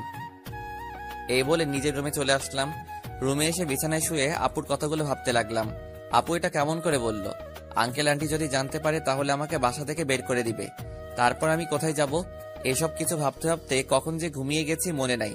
সকালে রিয়া রুমে এসে ডাকতে লাগলো, ওই রাসেল, ওর তাড়াতাড়ি। কি হয়েছে, ডাকছিস কেন? আজকে তুই আমার সাথে কলেজে যাবি, তাই তোকে ডাকতে আসলাম। আমি তোর কলেজে যাব কেন? আমি তো তোর কলেজে পড়ি না। সেটা তো আমি জানি, তোকে আমাদের কলেজটা ঘুরে দেখাবো। তাড়াতাড়ি ওঠ। ঠিক আছে তুই যা, আমি ফ্রেশ হয়ে আসছি। রিয়া আর কোনো কথা না বলে আমার রুম থেকে বেরিয়ে গেল। আমি বিছানা থেকে উঠে ওয়াশরুমে ঢুকে ফ্রেশ হয়ে রেডি হয়ে নিচে চলে আসলাম। নিচে এসে দেখি মামা মামি নাস্তার টেবিলে বসে আছে। আমি গিয়ে একটা চেয়ার টেনে বসলাম। তা রাসেল, রাতে ঘুম কেমন হয়েছে? অনেক ভালো ঘুম হয়েছে মামা। তা তুমি এত সকালে ঘুম থেকে উঠলে কেন? রিয়া আমাকে ঘুম থেকে উঠিয়ে দিল তার সাথে কলেজে যাওয়ার জন্য। আমাকে নাকি তাদের কলেজটা ঘুরে দেখাবে। ও ঠিক আছে, তোমরা নাস্তা করো, আমি নাদিয়াকে ঘুম থেকে ডেকে তুলছি। আপু এখনো ঘুম থেকে উঠে নাই? এখনো তো উঠে নাই, গতকাল রাতে অল্প কয়টা খাবার খেয়েছে। মেয়েটার হঠাৎ কি হলো? কি আর হবে, মনে হয় ভালো লাগছে না, তাই খাবার কম খেয়েছে। হঠাৎ রিয়া এসে একটা চেয়ার টেনে আমার পাশে বসলো। তখন রিয়া বলল, কি হয়েছে আম্মু? তোমরা কি নিয়ে কথা বলছো? তোর নাদিয়া আপুর কথা বলছে। মেয়েটার হঠাৎ কি হয়েছে? আপুর আবার কি হবে? কালকে তো আমার সাথে সুন্দরভাবে ঘোরাঘুরি করছে, মনে হয় অনেক হাঁটাহাঁটি করাতে শরীর খারাপ লাগছে। হয়তো তাই হবে। ঠিক আছে, তোরা নাস্তা করে কলেজে যা। আমি নাদিয়া ঘুম থেকে উঠলে তাকে জিজ্ঞেস করব। কেউ আর কোনো কথা না বলে নাস্তা খেতে লাগলো। আর আমি তো জানি আপু কেন এমন করছে। আপু যেটা চাচ্ছে সেটা কখনোই সম্ভব নয়। আমি কখনো আপুকে ওইরকম চোখে দেখি নাই। রিয়া আর আমি নাস্তা করে মামাকে বলে বাসা থেকে বেরিয়ে আসলাম। তখন রিয়া বলল, আচ্ছা রাসেল, দেখ তো আমাকে কেমন লাগছে। আমি তো এতক্ষণ রিয়ার দিকে খেয়াল করি নাই। আজকে রিয়াকে অনেক সুন্দর লাগছে। রিয়ার সৌন্দর্য ফুটে তুলছে তার ঠোঁটের পাশের তিলটাই।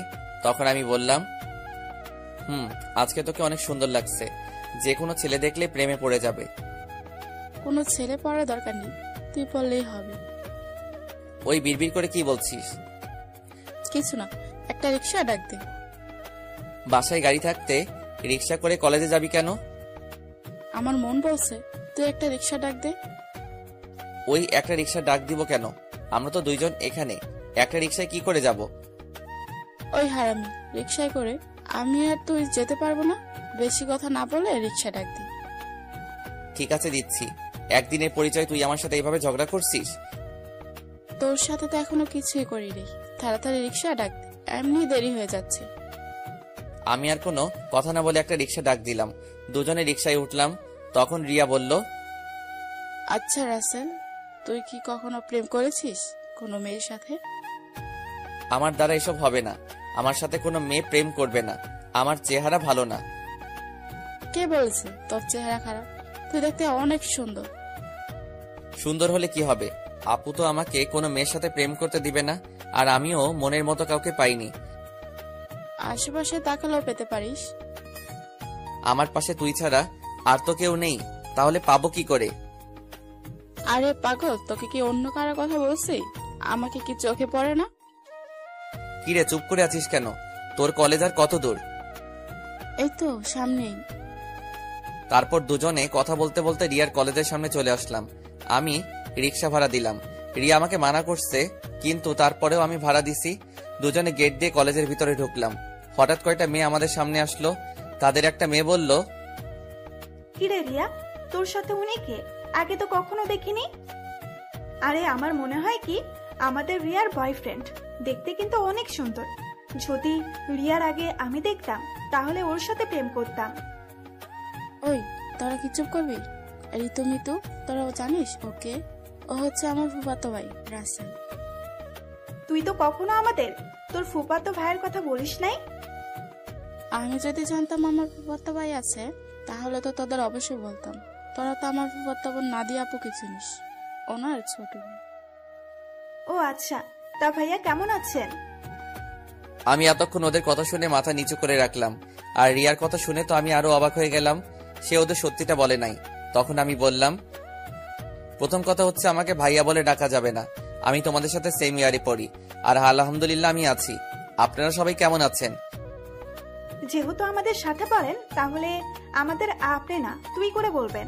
আমরাও ভালো আছি। ঠিক আছে, পরে কথা বলা যাবে, এখন চল ক্লাসে। আমি বলি কি, তোরা ক্লাসে যা, আমি বাসায় চলে যাই।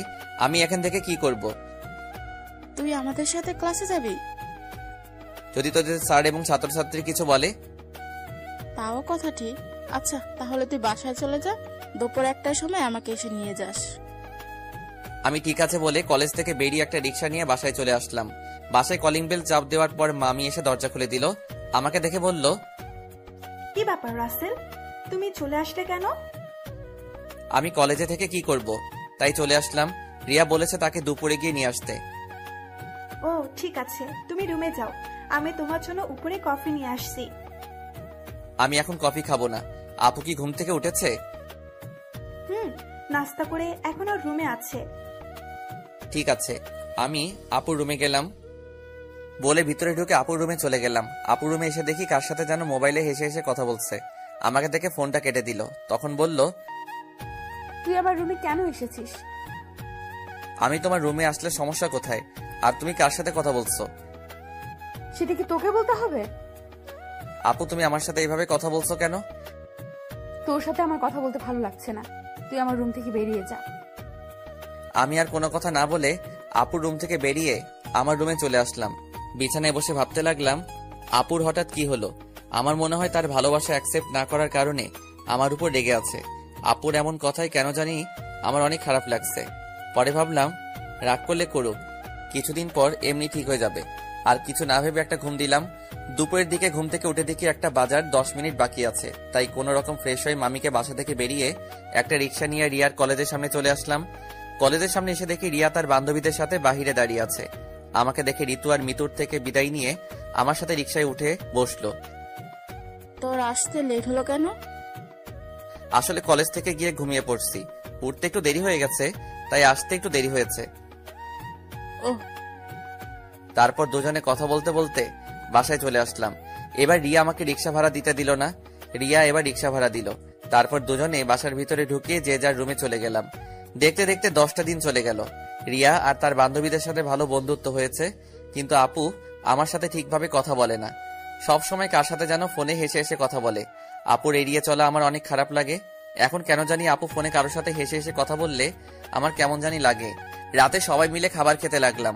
তখন নাদিয়া আপু বলল, মামা মামি, আমি কালকে ঢাকায় ফিরে যাব, আমার জরুরি কাজ আছে। তুই যাবি মানে? তাহলে রাসেল কি করবে? ও যাবে কিনা সেটা বলতে পারো। রাসেল, তুমি কি বলো? নাদিয়ার সাথে কি তুমি যাবে, নাকি তুমি আরো কিছুদিন থাকবে? না মামা মামি, আমিও আপুর সাথে কালকে চলে যাব। আমি থেকে কি করব? তাহলে ঠিক আছে।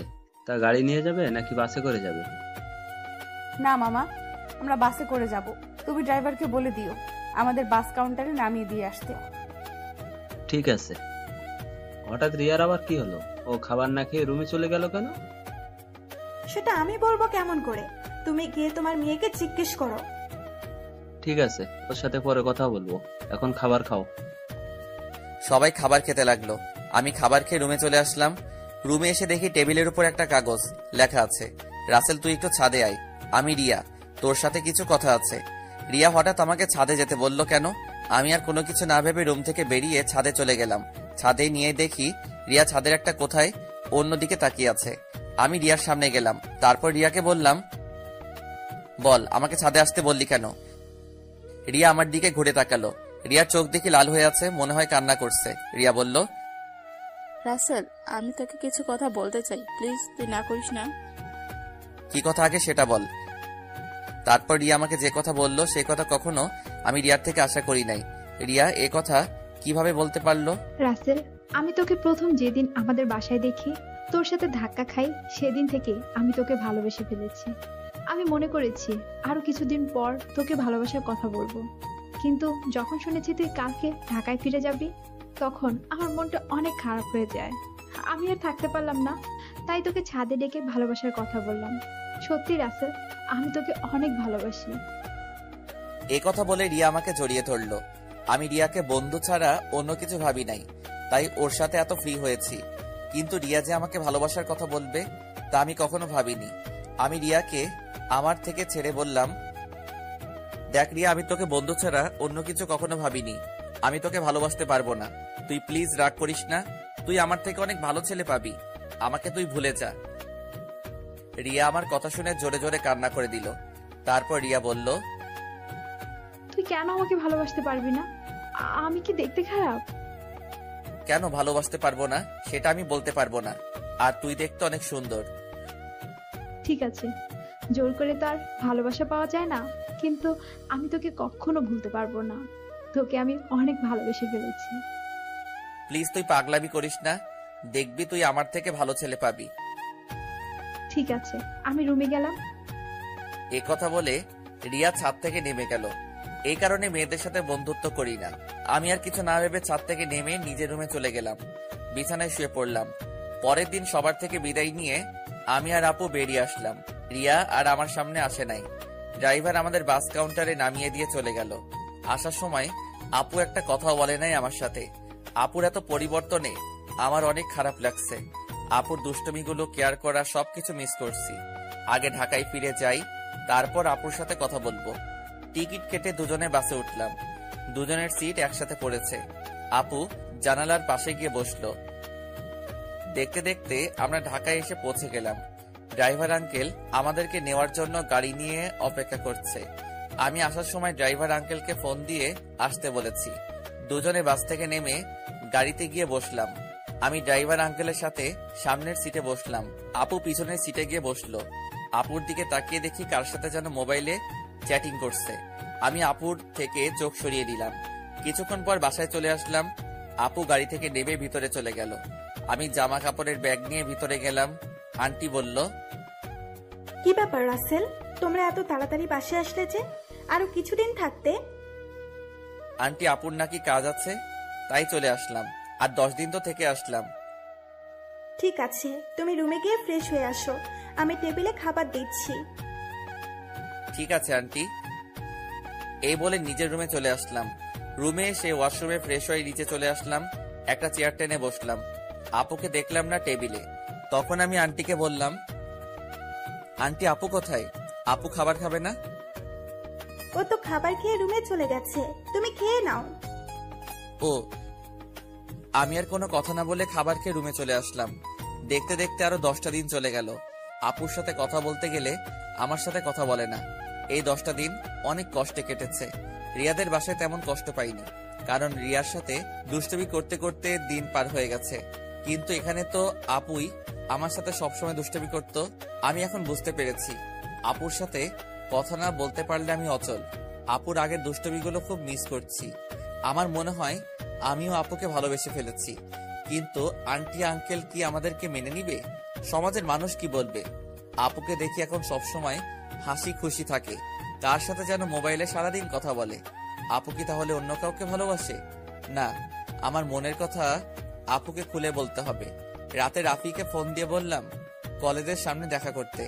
রাফিকে বলে দেখি সে কি বলে। আমি একটা জামা গায়ে দিয়ে বাসা থেকে বেরিয়ে একটা রিক্সা নিয়ে কলেজের সামনে চলে গেলাম। কিছুক্ষণ পর দেখি রাফি বাইক নিয়ে আমার সামনে আসছে।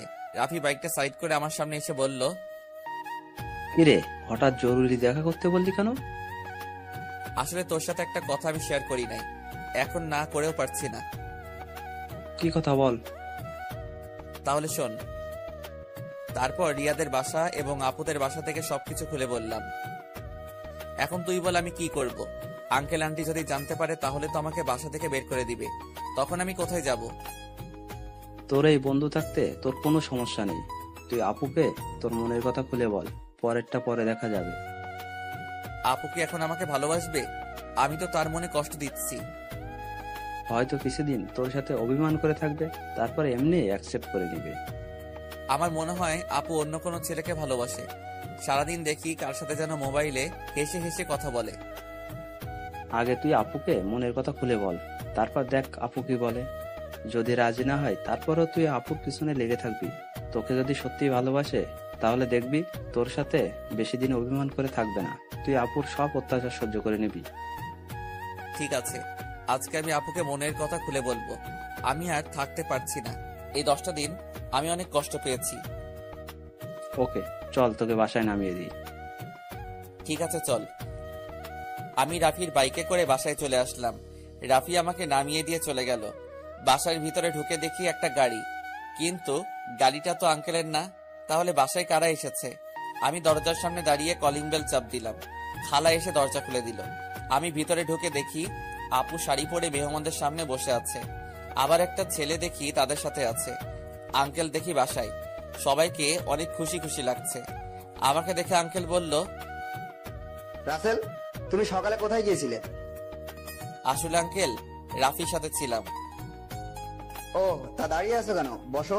দেখ, নাদিয়াকে ওরা দেখতে এসেছে। তাদের নাদিয়াকে পছন্দ হয়েছে। এখন বিয়ের দিন তারিখ ঠিক করবে। নাদিয়াপুর বিয়ের কথা শুনে আমার পায়ের নিচের মাটি সরে গেল। এখনই সবার সামনে বলতে ইচ্ছে করছে, নাদিয়াপু তুমি বিয়েটা করো না। আমি তোমাকে ছাড়া থাকতে পারবো না। আমি তোমাকে অনেক ভালোবেসে ফেলেছি, কিন্তু সেটা আর বলতে পারছি না। তাদের দেখে বোঝা যাচ্ছে তারা এই বিয়েতে অনেক খুশি। সবচেয়ে বড় কথা হলো আপুকেও দেখি অনেক খুশি।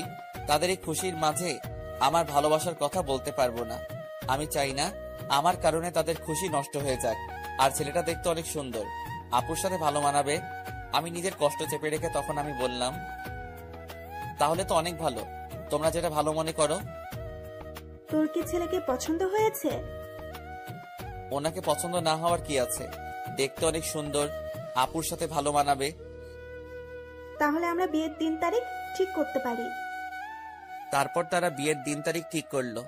আগামী শুক্রবার আপুর বিয়ে। আমি আর তাদের মধ্যে না থেকে নিজের রুমে চলে আসলাম। দরজা আটকে দিয়ে অনেক কান্না করতে লাগলাম। জীবনে কোনো মেয়েকে ভালোবাসি নাই, এই প্রথম একজনকে ভালোবাসলাম, কিন্তু তাকে আর বলতে পারলাম না। বলার আগেই তার বিয়ে ঠিক হয়ে গেল। হঠাৎ আমার মোবাইলটা বেজে উঠল। দেখি রিয়া ফোন দিছে। আজকে এতদিন পরে রিয়া আজকে ফোন দিছে। চোখের পানি মুছে ফোনটা রিসিভ করলাম। কিরে, কেমন আছিস? আছি কোন রকম। তুই কেমন আছিস? আমি আলহামদুলিল্লাহ ভালো আছি। মামা মামি তারা কেমন আছে? সবাই ভালো আছে, কিন্তু তোর কথা কেমন জানি লাগছে। কি হয়েছে তোর? আমার তো কিছুই হয়নি। তুই মনে হয় আমার থেকে কিছু লুকাচ্ছিস। বল, কি হয়েছে তোর? বলতে পারি, কিন্তু তুই আমাকে কথা দিতে হবে, তুই কাউকে কিছু বলবি না। ঠিক আছে, বলবো না। এবার বল। তাহলে শোন, রিয়াকে সবকিছু খুলে বললাম। এটা তুই কি বলছিস? আমি ফুপা ফুপির সাথে কথা বলি? না রে, তারা শুনলে অনেক কষ্ট পাবে। তারা এই বিয়েতে অনেক খুশি। তাহলে তুই কষ্ট পাচ্ছিস কেন? আমি কষ্ট পেলে কিছু হবে না। আমি চাই না আমার কারণে তাদের আশা ভরসা সব নষ্ট হয়ে যাক। তুই কি পারবি আপুকে ভুলে থাকতে? আমাকে ভুলে থাকার চেষ্টা করতে হবে। এই বিয়েতে আপু রাজি আছে। তাহলে আপু যখন তোকে ভালোবাসার কথা বলেছে তখন রাজি হসনি কেন? তখন তো আমি আপুকে ওই চোখে দেখি নাই, আমার বড় বোনের মতো দেখেছি। আর আঙ্কেল আন্টি এবং সমাজের কথা চিন্তা করে আপুকে মানা করে দেই। তখন যদি রাজি হতি তাহলে আজকে আর এত কষ্ট পেতে হতো না। এখন তুই কি করবি? এখন আমি আপুকে ভুলে থাকার চেষ্টা করব। আপুর বিয়ে হয়ে গেলে আঙ্কেল আন্টি একা হয়ে যাবে, তাই আমি চাই বাকিটা জীবন তাদের সাথে পার করে দিতে। ঠিক আছে, তাহলে ভালো থাকিস, আর যা কিছুই করিস চিন্তা ভাবনা করে করিস। বাই। এই বলে রিয়া ফোন কেটে দিল। আমার চোখ দিয়ে আবার পানি পড়তে শুরু করলো। কান্না করতে করতে নিচে ঘুমিয়ে গেলাম। রাতে সবাই টেবিলে বসে খাবার খেতে লাগলাম। তখন আঙ্কেল বলল, রাসেল, আমি চাই নাদিয়ার বিয়ের সবকিছু তুমি করবে। ঠিক আছে আঙ্কেল। আরে রাসেল, তোমার চোখ দুটো লাল হয়ে আছে কেন? কি হয়েছে তোমার? আসলে আন্টি চোখে কি যেন পড়েছে, তাই লাল হয়ে গেছে। চিন্তা করবেন না, এমনি ঠিক হয়ে যাবে। আমি নাদিয়া আপুর দিকে তাকিয়ে দেখি এক মনে খাবার খেয়ে যাচ্ছে। আমি তার থেকে চোখ সরিয়ে হালকা খাবার খেয়ে রুমে চলে আসলাম। রুমে এসে দেখি মোবাইলটা বাজতে আছে। হাতে নিয়ে দেখি রাফি ফোন দিছে। আমি রিসিভ করার পর রাফি বলল, কিরে, কেমন আছিস? আপুকে কি ভালোবাসার কথা বলেছিস? আমি ভালো আছি, আর আপুকে ভালোবাসার কথা বলতে পারি নাই। কেন, কি হয়েছে? আপুর বিয়ে ঠিক হয়ে গেছে, তাই আর আমার মনের কথা খুলে বলতে পারি নাই। কি বলছিস তুই? কোথায় বিয়ে ঠিক হয়েছে? ছেলের বাড়ি কোথায় সেটা বলতে পারবো না। ছেলেটা দেখতে অনেক সুন্দর। তুই আমাকে বাসার সামনে নামিয়ে দিয়ে যাওয়ার পর তারপর সব খুলে বললাম। এটা তুই কি বলছিস? তুই কি পারবি আপুকে ভুলে থাকতে? তুই একবার আঙ্কেল আন্টিকে কথাটা খুলে বল, আর না হয় আপুকে বল। না রে, আমি চাই না আমার কথা শুনে তারা কষ্ট পাক। এই বিয়েতে তারা সবাই খুশি আছে, আর নাদিয়া আপুও রাজি আছে। আঙ্কেল আন্টির কথা চিন্তা করে নিজেকে কষ্ট দিবি? তুই কি থাকতে পারবি? শোন, আঙ্কেল আমাকে রাস্তা থেকে তুলে এনে তাদের বাসায় ঠাঁই দিছে। তাদের মতো একটা পরিবার পেয়েছি। আমার মতো এতিম ছেলেকে নিজের ছেলের মতো দেখেছে। তাহলে আমি এই কথা বলি কেমন করে? আর নাদিয়া আপুকে আমি ভুলে যাব? কিছুদিন গেলে সবকিছু ঠিক হয়ে যাবে। তুই মানুষ না রে, তুই একটা ফেরেশতা। তোর মতো বন্ধু পাওয়া ভাগ্যের ব্যাপার। ঠিক আছে, ভালো থাকিস। কালকে থেকে বিয়ের সবকিছু আমাকে করতে হবে, আজকে আঙ্কেল বলেছে। ওকে, ভালো থাকিস, আল্লাহ হাফেজ। এই বলে রাফি ফোন কেটে দিল। আমি নিজেকে যতই শক্ত রাখার চেষ্টা করি, কিন্তু আমি তা পারছি না। বারবার আপুর চেহারাটা চোখের সামনে ভেসে আসছে। আর কিছু না ভেবে ঘুমিয়ে পড়লাম। সকালে ঘুম থেকে উঠতে দেরি হয়ে গেছে। আজকে আমাকে কেউ ডাকতে আসে নাই। মনে হয় কাজে কামে বিজি সবাই। আমি বিছানা থেকে নেমে ওয়াশরুমে চলে গেলাম। ফ্রেশ হয়ে একটা জামা গায়ে দিয়ে নিচে আসলাম। নিচে এসে একজনকে দেখে আমি পুরো অবাক হয়ে গেলাম। আর কেউ নয়, আপুর সাথে যে ছেলের বিয়ে ঠিক হয়েছে সেই ছেলে। আমি এখনো ওনার নাম জানি না। আমাকে দেখে ডাক দিল, আসসালামু আলাইকুম দুলাভাই, কেমন আছেন? আলহামদুলিল্লাহ ভালো আছি, তুমি কেমন আছো? আমিও ভালো আছি। দুলাভাইয়ের নামটা তো জানা হলো না, তা হঠাৎ বিয়ের আগে শ্বশুর বাড়িতে? আমার নাম রনি, নিজের অফিস দেখাশোনা করছি, আর আজকে নাদিয়াকে নিয়ে মার্কেটে যাব বিয়ের কেনাকাটা করতে। আমি চাই নাদিয়ার পছন্দ মতো সবকিছু কিনে দিতে। খুব ভালো, তা আপু কোথায়? নাদিয়া রেডি হয়ে আসছে, তুমিও আমাদের সাথে চলো। না দুলাভাই, আঙ্কেল আমাকে বিয়ের সবকিছুর দায়িত্ব দিছে। আমি নাস্তা করে বাহিরে গিয়ে বিয়ের কার্ডের অর্ডার, ডেকোরেশন সবকিছু করে আসতে হবে। আমার হাতে অনেক কাজ, আপনি আপুকে নিয়ে যান। তোমার যখন কাজ আছে তাহলে তো আর জোর করা যাবে না। চলুন, নাস্তা করবেন। আমি বাসা থেকে করে এসেছি, তুমি করে নাও। ঠিক আছে বলে নাস্তা টেবিলে চলে আসলাম। খালা আমাকে নাস্তা দিয়ে গেল। হঠাৎ সিঁড়ির উপর চোখ গেল, দেখি আপু সুন্দরভাবে সেজে গুজে নিচে নামছে। আপুকে দেখতে অনেক সুন্দর লাগছে। আপু আমার দিকে তাকাতেই আমি চোখ সরিয়ে নিলাম। তারপর তারা দুজনে বাসা থেকে বেরিয়ে গেল। আমি হালকা নাস্তা করে বাসা থেকে বেরিয়ে রিক্সা নিয়ে রাফিদের বাসার সামনে চলে আসলাম। ভাড়া মিটিয়ে কলিং বেল চাপ দিলাম। কিছুক্ষণ পর রাফির আম্মু দরজা খুলে দিল। আসসালামু আলাইকুম আম্মু, কেমন আছো? এতদিন পর তোর এই আম্মুর কথা মনে পড়ছে? সরি আম্মু, আমার ভুল হয়ে গেছে, আর কখনো এমন ভুল করব না। ঠিক আছে, এখন ভিতরে আয়, রাফি তার রুমে আছে, তুই ওর রুমে যা, আমি কফি পাঠিয়ে দিচ্ছি। ঠিক আছে আম্মু। আমি ভিতরে ঢুকে ওপরে রাফির রুমে যেতে লাগলাম। এবার আপনাদের বলি, রাফির আম্মু জানে আমার আব্বু আম্মু নেই, আমি একটা এতিম ছেলে। তখন রাফির আম্মু আমাকে বলে, কে বলেছে তোর আব্বু আম্মু নেই? আজকে আমি তোর আম্মু, এখন থেকে আমাকে আম্মু বলে ডাকবি। এখন আমার দুই ছেলে। এরপর থেকে রাফির আম্মুকে আমি আম্মু বলে ডাকি। রাফির রুমে এসে দেখি রাফি বিছানায় শুয়ে মোবাইল টিপতে আছে। আমাকে দেখে উঠে বসলো। কিরে, তুই কখন আসলি? এই তো কিছুক্ষণ আগে। তা তুই আসবি, আমাকে তো বললি না।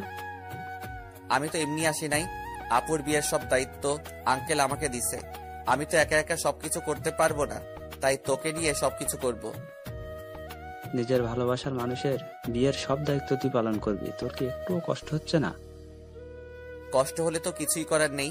আঙ্কেল আন্টি সুখের জন্য আমি সবকিছু করতে রাজি আছি। এখন তাড়াতাড়ি রেডি হয়ে নে, হাতে অনেক কাজ আছে। ঠিক আছে, তুই বস, আমি ফ্রেশ হয়ে আসছি। এই বলে রাফি ওয়াশরুমে ঢুকে ফ্রেশ হয়ে আসলো। আম্মু এসে আমাদেরকে কফি দিয়ে গেল। দুজনে কফি খেয়ে আম্মুর থেকে বিদায় নিয়ে বাহিরে চলে আসলাম। বাইক নিয়ে দুজনে বেরিয়ে পড়লাম। প্রথমে বিয়ের কার্ডের অর্ডার দিলাম, তারপর বাকি যে কাজ ছিল সবকিছুর কাজ ছেড়ে বাসায় চলে আসলাম। রাফি আমাকে বাসার সামনে নামিয়ে দিয়ে চলে গেল। আমি বাসার ভিতরে ঢুকে কলিং বেল চাপ দেওয়ার পর খালা এসে দরজা খুলে দিল। সব কাজ শেষ করে আসতে সন্ধ্যা হয়ে গেছে। আমি আর বাহিরে দুপুরে খাবার খেলাম। ভিতরে ঢুকে দেখে আঙ্কেল আন্টি সোফায় বসে কফি খাচ্ছে আর কথা বলছে। আমাকে দেখে আঙ্কেল ডাক দিল। আমি গিয়ে তাদের পাশে বসলাম। রাসেল, সব কাজ কি শেষ? জি আঙ্কেল, কালকে সকালে ডেকোরেশনের সব লোক মালপত্র নিয়ে চলে আসবে, আর বিয়ের কার্ড কালকে বিকালে নিয়ে আসতে বলছে। ফুলের লোক গায়ে হলুদের দিন সকালে আসবে। ঠিক আছে, তুমি এখন রুমে গিয়ে ফ্রেশ হয়ে কিছুক্ষণ রেস্ট নাও, কালকে আবার কাজে লেগে পড়তে হবে। ঠিক আছে আঙ্কেল। এই বলে নিজের রুমে চলে আসলাম। ওয়াশরুমে ঢুকে ফ্রেশ হয়ে বিছানায় শুয়ে পড়লাম। রাতে খাবার খাওয়ার জন্য খালা ডেকে গেছে, তাই বিছানা থেকে উঠে নিচে চলে আসলাম। টেবিলের সামনে গিয়ে দেখি আঙ্কেল আন্টি আর আপু বসে আছে। আমি একটা চেয়ার টেনে বসলাম। আন্টি খাবার বেড়ে দিল। আপুর দিকে তাকিয়ে দেখি এক মনে খাবার খেয়ে যাচ্ছে। আমার দিকে একটাবার তাকালো না। আমি খাবার খেয়ে নিজের রুমে চলে আসলাম। তারপর বিছানায় শুয়ে পড়লাম। পরের দিন বিকালে বিয়ের কার্ড নিয়ে আসলাম। তখন আমি আঙ্কেলকে বললাম, আঙ্কেল, বিয়ের কার্ডগুলো কি করব? তোমার বন্ধু বান্ধব কতজন আছে তাদের একটা করে দিয়ে এসো, আমি কিছু রাখছি, আর বাকিগুলো নাদিয়াকে দিয়ে দেয়। আঙ্কেল, আমার তেমন বন্ধু নেই। আমার একমাত্র বন্ধু শুধু রাফি এবং তার পরিবার। ঠিক আছে, তাদের বিয়ের কার্ড দিয়ে এসো।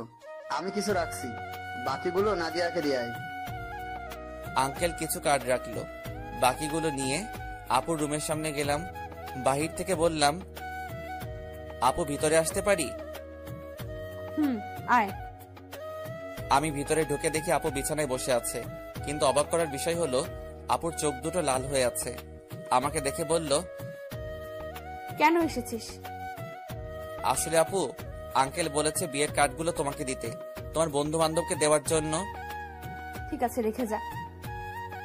আমি বিছানার উপরে কার্ডগুলো রেখে যেই না রুম থেকে বেরিয়ে যাব, তখন আপু আমাকে পেছন থেকে জড়িয়ে ধরে কান্না করে দিল। আমি আপুকে আমার দিকে ঘুরিয়ে বললাম, আপু তুমি কান্না করছো কেন? তুই কি মানুষ নাকি অন্য কিছু? আপু হঠাৎ এই কথা বলল কেন?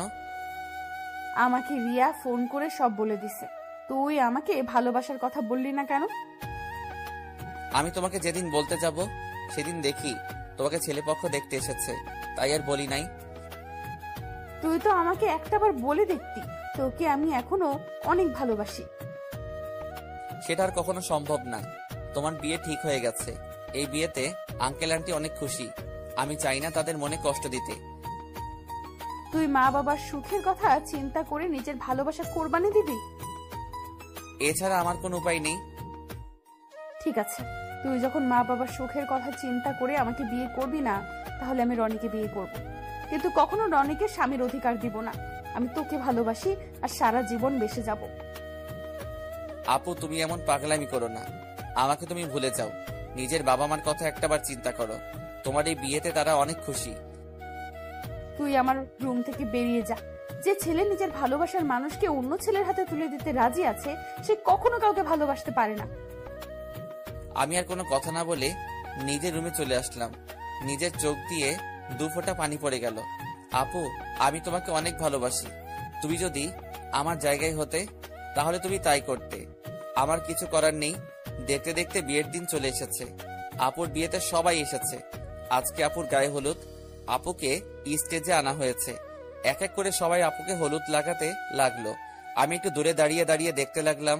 হলুদ শাড়িতে আপুকে অনেক সুন্দর লাগছে, যেন একটা পরী সামনে বসে আছে।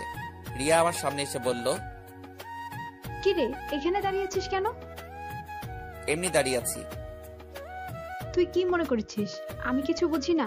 এখনো সময় আছে, তুই মামা মামিকে সবকিছু খুলে বল। না রে, আমি চাই না তাদের মনে কষ্ট দিতে। তোর কি কষ্ট হচ্ছে না? আমি চুপ হয়ে গেলাম। মনে মনে বললাম, আমার ভিতরটা ফেটে যাচ্ছে, কিন্তু আমি এখন কি করব? আমাকে চুপ থাকতে দেখে রিয়া আবার বলল, কি রে, কথা বলছিস না কেন? আমার ভালো লাগছে না, তুই আমাকে একটু একা থাকতে দে। রিয়া আর কোনো কথা না বলে চলে গেল। হঠাৎ আঙ্কেল আমার সামনে এসে বলল, কি ব্যাপার রাসেল, তুমি এখানে দাঁড়িয়ে আছো কেন? যাও নাদিয়াকে হলুদ লাগিয়ে দিয়ে আসো। যাচ্ছি আঙ্কেল বলে স্টেজে উঠে নাদিয়া আপুর সাথে বসলাম। আপু আমার দিকে করুণ চোখে তাকালো। আমি একটু হলুদ আপুর গালে লাগিয়ে দিলাম। তারপর মিষ্টি আপুর মুখের সামনে ধরলাম, কিন্তু আপু খাচ্ছে না, আমার দিকে তাকিয়ে আছে। তখন আন্টি বলল, কিরে নাদিয়া, রাসেল তোর মুখের সামনে মিষ্টি ধরে রাখছে, তুই খাস না কেন? আন্টির কথা শুনে আপু হালকা একটু মিষ্টি খেলো। তারপর আপু আমাকে একটু মিষ্টি খাইয়ে দিল। আমি আর বসে না থেকে ছাদে চলে গেলাম। অনেক কষ্টে আপুর সামনে চোখের পানি আটকে রেখেছি। ছাদের কিনারে দাঁড়িয়ে কান্না করতে লাগলাম। আজকে রাতটা পার হলে কালকে আপুর বিয়ে হয়ে যাবে। নিজের চোখের সামনে কিভাবে দেখবো আপুর বিয়ে? আমার চোখের পানি কোনো বাধা মানছে না। অঝর ধারায় পানি পড়তে লাগলো। ছাদে কতক্ষণ ছিলাম বলতে পারবো না। আমার একটা জিনিস কিছুতেই মাথায় ঢুকছে না। রাফিকে আজকে গায়ে হলুদে দেখলাম না। ও কোথায়? আমাকে তো বলছে সন্ধ্যার পর চলে আসবে। আম্মু আব্বু তারা এসেছে, কিন্তু তাকে দেখলাম না। পকেট থেকে মোবাইলটা বের করে রাফিকে ফোন দিলাম, কিন্তু তার মোবাইল বন্ধ বলছে। আমি আর কিছু না ভেবেই নিচে নামতে যাব, হঠাৎ ছাদে কারো আসার শব্দ পেলাম। নিচের দিকে তাকিয়ে দেখি আপু ছাদের দিকে আসছে। আপু আমাকে দেখে হাত ধরে টেনে ছাদের কিনারে নিয়ে আসলো। তখন আপু বলল, নিজেকে এত কষ্ট দিচ্ছিস কেন রাসেল? এখনো সময় আছে। তুই আব্বু আম্মুকে সবকিছু খুলে বল। তুই যদি বলতে ভয় পাস তাহলে আমি বলি। না আপু, তুমি এই কাজ কখনো করবে না। তারা শুনলে অনেক কষ্ট পাবে। আমি চাই না তারা আমার কথা শুনে কষ্ট পাক। তুই কি পারবি আমাকে ছেড়ে থাকতে? আমাকে পারতেই হবে। রাসেল, শেষবারের মতো আমার একটা কথা রাখবি? কি কথা বলো? তুই কালকে আমার সামনে আসিস না। আমি তোকে সামনে দেখলে কবুল বলতে পারবো না। ঠিক আছে, আমি তোমার সামনে থাকবো না। আমাকে জড়িয়ে ধরে একটা কিস করবি? কালকের পর তো অন্য পুরুষের সাথে থাকতে হবে। এখানে অন্য পুরুষ কোথায় থেকে আসলো? সে তো হবে তোমার স্বামী। কিন্তু আমি তো তাকে কখনো স্বামী হিসেবে মানবো না। আমি শুধু তোকে ভালোবাসি। প্লিজ আপু, তুমি আমাকে ভুলে যাও। স্বামী সংসার নিয়ে নতুন জীবন শুরু করো। আমি কখনো তোকে ছাড়া নতুন জীবন শুরু করতে পারবো না। আপু, তোমাকে আমার কসম দিয়ে বলছি, তুমি আঙ্কেল আন্টির মনে কষ্ট দিও না। সব বাবা মা চায় তার মেয়ে যেন সুখী থাকে। ঠিক আছে, তুই যা বলছিস তাই হবে। এখন আমাকে শেষবারের মতো জড়িয়ে ধরে একটা কিস কর। তোর কাছে এটাই আমার শেষ চাওয়া। আপু, তোমাকে জড়িয়ে ধরতে পারবো কিন্তু কিস করতে পারবো না।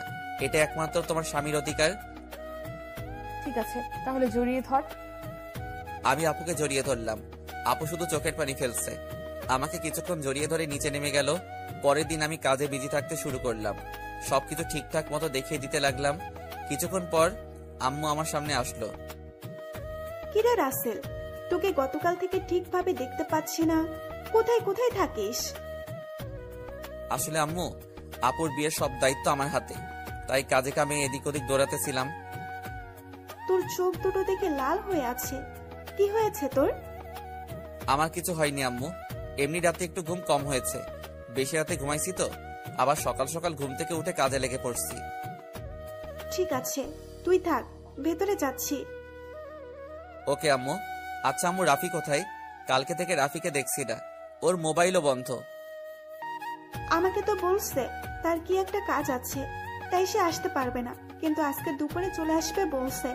মোবাইল বন্ধ কেন সেটা তো বলতে পারবো না। ও, আম্মু আর কোনো কথা না বলে চলে গেল। আমি আবার কাজে লেগে পড়লাম।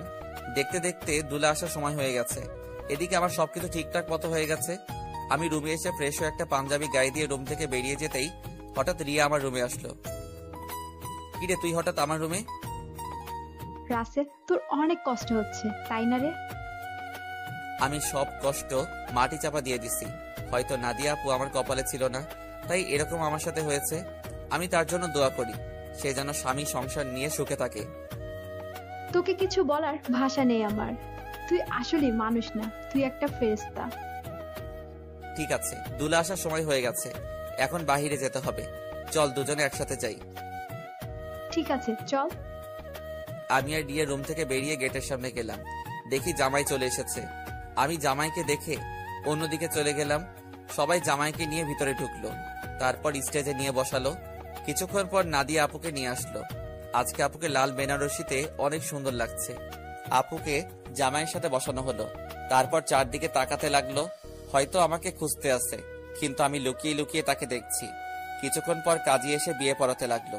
যখন নাদিয়া আপুকে কবুল বলতে বলল, তখন আপু চুপ করে আছে। সবাই আপুকে বলছে কবুল বলার জন্য, কিন্তু আপু বলছে না। যেই না আপু সবার জোরাজোরিতে কবুল বলতে যাবে, তখন হঠাৎ রাফি কোথা থেকে এসে বলল, এই বিয়ে বন্ধ করুন। কি হয়েছে রাফি, তুমি বিয়ে বন্ধ করতে বললে কেন? আপনারা যার সাথে আপুর বিয়ে দিচ্ছেন তার সম্বন্ধে ভালো করে খোঁজ খবর নিয়েছেন? কি বলতে চাও তুমি? সবাই তো বলছে ছেলে ভালো। এই ছেলে ভালো না, ও একটা মেয়েকে বিয়ে করবে বলে তার সবকিছু কেড়ে নিয়ে গেছে। তোমার কাছে কি প্রমাণ আছে যে রনি খারাপ ছেলে? আমি জানতাম আপনারা এটাই বলবেন, তাই তো ওই মেয়েটাকে সাথে করে নিয়ে এসেছি। কোথায় আপু, সামনে এসো। রাফির কথা শুনে একটা মেয়ে সবার সামনে আসলো। মেয়েটাকে দেখে রনির চোখ বড় বড় হয়ে গেল। তখন রাফি বলল, বোন, তুমি সবার কাছে সত্যিটা খুলে বলো। আমার নাম মিম। রনির আর আমার 1 বছরের রিলেশন। সে আমাকে বিয়ে করবে বলে আমার সব কিছু কেড়ে নিয়ে গেছে। কিছুদিন আগে সে আমাকে বলে তাকে ভুলে যেতে, তার নাকি অন্য জায়গায় বিয়ে ঠিক হয়ে গেছে। আমার সাথে নাকি প্রেমের অভিনয় করছে। আমার ছেলে যে তোমার সাথে খারাপ কিছু করেছে তার কি প্রমাণ আছে? আমার মোবাইলে আমার আর রনির একসাথে ছবি আছে এবং কিছু নেগেটিভ ছবিও আছে, চাইলে দেখতে পারেন। বলে মোবাইলটা রনির বাবার হাতে দিল। তখন রনির আব্বু বলল, আমি তোমাদের দুজনের ছবি শুধু দেখেছি, আর ওগুলো দেখতে চাই না। রহমান সাহেব, আপনি আমাকে ক্ষমা করে দিন। আমি জানতাম না আমার ছেলে এতটা খারাপ। যদি জানতাম তাহলে কখনো আপনার মেয়ের জন্য বিয়ের প্রস্তাব নিয়ে আসতাম না। আমি আজকে ওদের দুজনকে বিয়ে দিব। পারলে আমাকে মাফ করে দিবেন। এই বলে রনির বাবা মিম এবং রনিকে নিয়ে তারা বাসা থেকে বেরিয়ে গেল। সবাই এখন চিন্তা করছে নাদিয়ার কি হবে। তখন আঙ্কেল বলল, এখন আমার মেয়েটার কি হবে? এখন কে ওকে বিয়ে করবে? তখন রাফি আর রিয়া আঙ্কেলের সামনে গিয়ে বলল, আঙ্কেল, আপনি কোনো চিন্তা করবেন না, আপুর বিয়ে আজকে এবং এখনই হবে। তুমি কি বলছো রাফি? আমার মেয়েকে বিয়ে করবে? আমি তোর কথা কিছুই বুঝলাম না। তুই কার কথা বলছিস? সে আর কেউ নয়, আমি রাসেলের কথা বলছি। রাসেল আর নাদিয়া আপু দুজনকে পাগলের মতো ভালোবাসে। শুধু আপনাদের সুখের কথা চিন্তা করে নিজের ভালোবাসা কোরবানি দিতে চেয়েছে। কারণ মামা, তুমি ওকে রাস্তা থেকে তুলে নিয়ে এসে বাসায় ঠাঁই দিয়েছো, তাই তোমাদের নুন খেয়ে তোমাদের মন নষ্ট করতে দিতে চাইনি। আমি আপনাদের সবকিছু খুলে বলি। তারপর সবকিছু খুলে বললাম। আঙ্কেল রাফির কথা শুনে আমার সামনে সে ঠাস করে একটা থাপ্পড় মেরে বলতে লাগলো, নিজেকে খুব মহান মনে করছিস তাই না? তোকে আমি বাইরের ছেলে মনে করেছি। তুই কেন এমন করছিস? আমি তোমাদের সাথে প্রতারণা করতে পারবো না। আমি আপনাদের দুজনকে সবসময় নিজের মা বাবার মতো দেখে এসেছি। আপনি একটা এতিম ছেলেকে ঠাঁই দিয়ে নতুন জীবন দিয়েছেন। আমি কি করে আপনাদের মনে কষ্ট দেই? আরে আমি তোকে কখনো অন্যভাবে দেখিনি। আমি তোকে নিজের ছেলের মতো জানি। তুই আমাদের কাছে একটা বার বলে দেখতি, আমি কখনো মানা করতাম না। এটা শুনে আমি আরো খুশি হয়েছি। আচ্ছা, তোর কথা বাদ দিলাম। নাদিয়া তো আমাদের খুলে বলতে পারতি। আমি তোমাদের সবকিছু খুলে বলতে চেয়েছি, কিন্তু রাসেল আমাকে মানা করেছে, আবার আমাকে কসম দিছে। ঠিক আছে, এখন সব বাদ। এখন রাফি, তুমি রাসেলকে তৈরি করে নিয়ে আসো। ঠিক আছে আঙ্কেল। এ বলে রাফি আমাকে নিয়ে উপরে চলে আসলো। আমি সাথে সাথে রাফিকে জড়িয়ে ধরে কান্না করে দিলাম। তারপর বললাম, কিরে, কেমনে কি? আমার পাঠক পাঠিকারা তো কিছুই বুঝতে পারছে না, একটু সবাইকে খুলে বলো। ঠিক আছে, বলছি। আমি গতকাল দুপুরে মার্কেটে যাচ্ছিলাম আপুর বিয়ের উপহার কিনতে। তখন হঠাৎ দেখি একটা মেয়ে রনির মতো একটা ছেলের সাথে কথা বলছে। হঠাৎ ছেলেটা মেয়েটাকে ঠাস করে 2টা থাপ্পড় মেরে চলে যায়। ছেলেটা যে সময় গাড়িতে উঠবে তখন তার চেহারা দেখে অবাক হয়ে যায়, কারণ সে ছিল রনি ভাই। আমি আর দাঁড়িয়ে না থেকে মেয়েটার কাছে গেলাম। তখন তাকে জিজ্ঞেস করি, ওই ছেলেটার সাথে তোমার কি সম্পর্ক? তারপর মেয়েটি সব খুলে বলে। কি বলেছে আপনারা তো সব জানেন। তুই মিমের সব কথা শুনে কি বলছিস? আমি ওর কথা শুনে তাকে নিয়ে বাসায় চলে আসলাম। আব্বু আম্মুকে বললাম, আমার বন্ধু, তোমরা সবাই বিয়ে বাড়িতে চলে যাও, আমি বিয়ের দিন যাব। আমার বন্ধুর সাথে আমার কিছু কাজ আছে। আব্বু আম্মু পরে কিছু বলে নাই? মানে একটা মেয়ের সাথে তোর কি কাজ? তুই তো জানিস আব্বু আম্মু আমাকে অনেক বিশ্বাস করে, তার ছেলে কখনো খারাপ কাজ করবে না। আব্বু আম্মু চলে আসার পর কোন রকম রাতটা কাটিয়ে পরের দিন বিয়ে বাড়িতে নিয়ে আসলাম।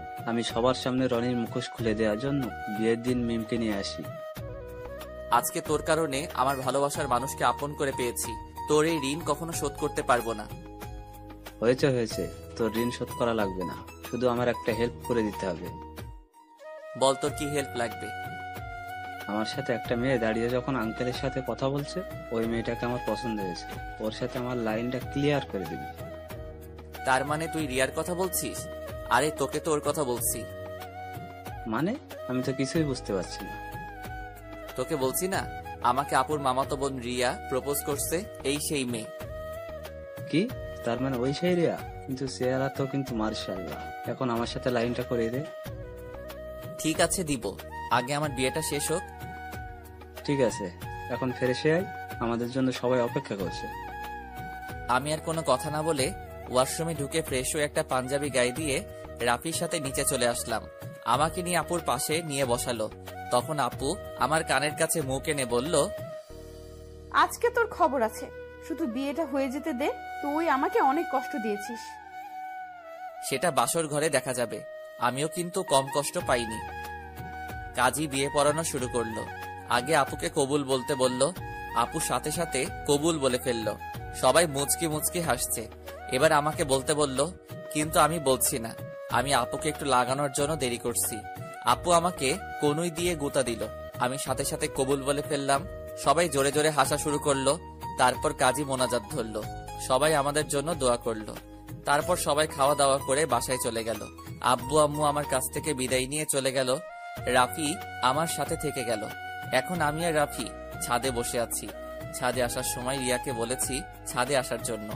আমি আর রাফি বসে বসে কথা বলছি। কিছুক্ষণ পর রিয়া ছাদে আসলো। তখন আমি বললাম, কিরে, তোর আসতে এত দেরি হলো কেন?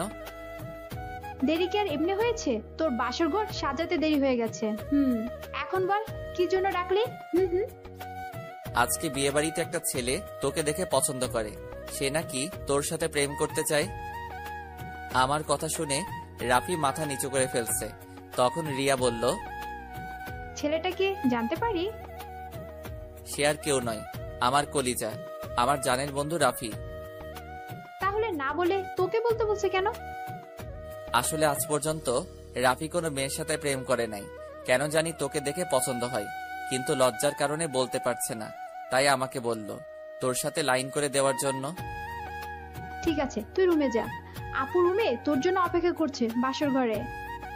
আমার অনেক ভয় করছে রে। এত ভয় কিসের? বিড়ালটা ঠিক মতো মারিস। ওই, এই বিড়াল আবার কোথায় থেকে আসলো? সেটা বাসর ঘরে গেলে আপু তোকে দেখিয়ে দিবে। এখন তুই যা, আমি ওর সাথে কথা বলবো। আচ্ছা ঠিক আছে, যাচ্ছি। আমার বন্ধুর যেন কিছু না হয়, তাহলে কিন্তু তোর মাথা ফাটিয়ে ফেলবো। ওই, আমার জামাইয়ের সাথে আর আমি যেটাই করি তোর সমস্যা কি? কি তার মানে তুই রাজি? আরে ওকে তো প্রথম দেখে আমি প্রেমে পড়ে গেছি, এখানে রাজি হওয়ার কি আছে? তুই বাসর ঘরে যা, আমি আমার জানের সাথে একটু রোমান্স করি। তাহলে তোরা থাক, আমি গেলাম। আমি আর কোনো কথা না বলে বাসর ঘরের সামনে চলে আসলাম। দোয়া দরুদ পরে আস্তে আস্তে রুমে ঢুকলাম। তারপর দরজা বন্ধ করে দিলাম। দরজা বন্ধ করে বিছানার দিকে তাকিয়ে যেটা দেখলাম, সেটা দেখে আমি পুরো অবাক হয়ে গেলাম। দেখি নাদিয়া আপু একটা লাঠি নিয়ে বিছানায় বসে আছে। আমি আপুর সামনে গেলাম।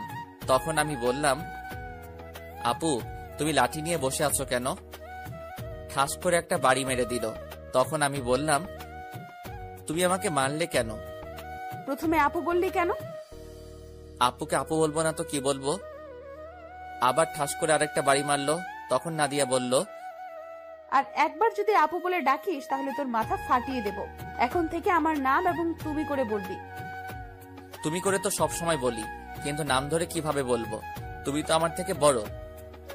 কারণ এখন আমি তোর স্ত্রী, আমাকে নাম ধরে ডাকবি। ঠিক আছে, এখন থেকে নাম ধরে ডাকবো। তো এতক্ষণ কোথায় ছিলি? তোর আসতে এত লেট হলো কেন? আগে বলো, তুমি আমাকে তুই করে বলছো কেন? আমি তোমার স্বামী, আমাকে তুমি করে বলবে। ঠিক আছে বলবো, এখন বল আসতে দেরি হলো কেন? তাহলে শুনো। তারপর রাফি আর রিয়ার কথা খুলে বললাম। সেটা তো খুশির খবর। আজকে রাফির জন্য তোমাকে আমি আপন করে পেয়েছি। ও না থাকলে এতক্ষণ আমাকে বাসর ঘরে রনি থাকতো। ঠিকই বলেছ, ওর মতো বন্ধু পাওয়া ভাগ্যের ব্যাপার। ঠিক আছে, এখন উঁচু করে আসো, 2 রাকাত নফল নামাজ আদায় করতে হবে। করব, আগে আমাকে একটা কথার উত্তর দাও। বিয়ের আগে তোমাকে দেখছি সব সময় কার সাথে যেন হেসে হেসে কথা বলতে। তুমি কার সাথে কথা বলতে?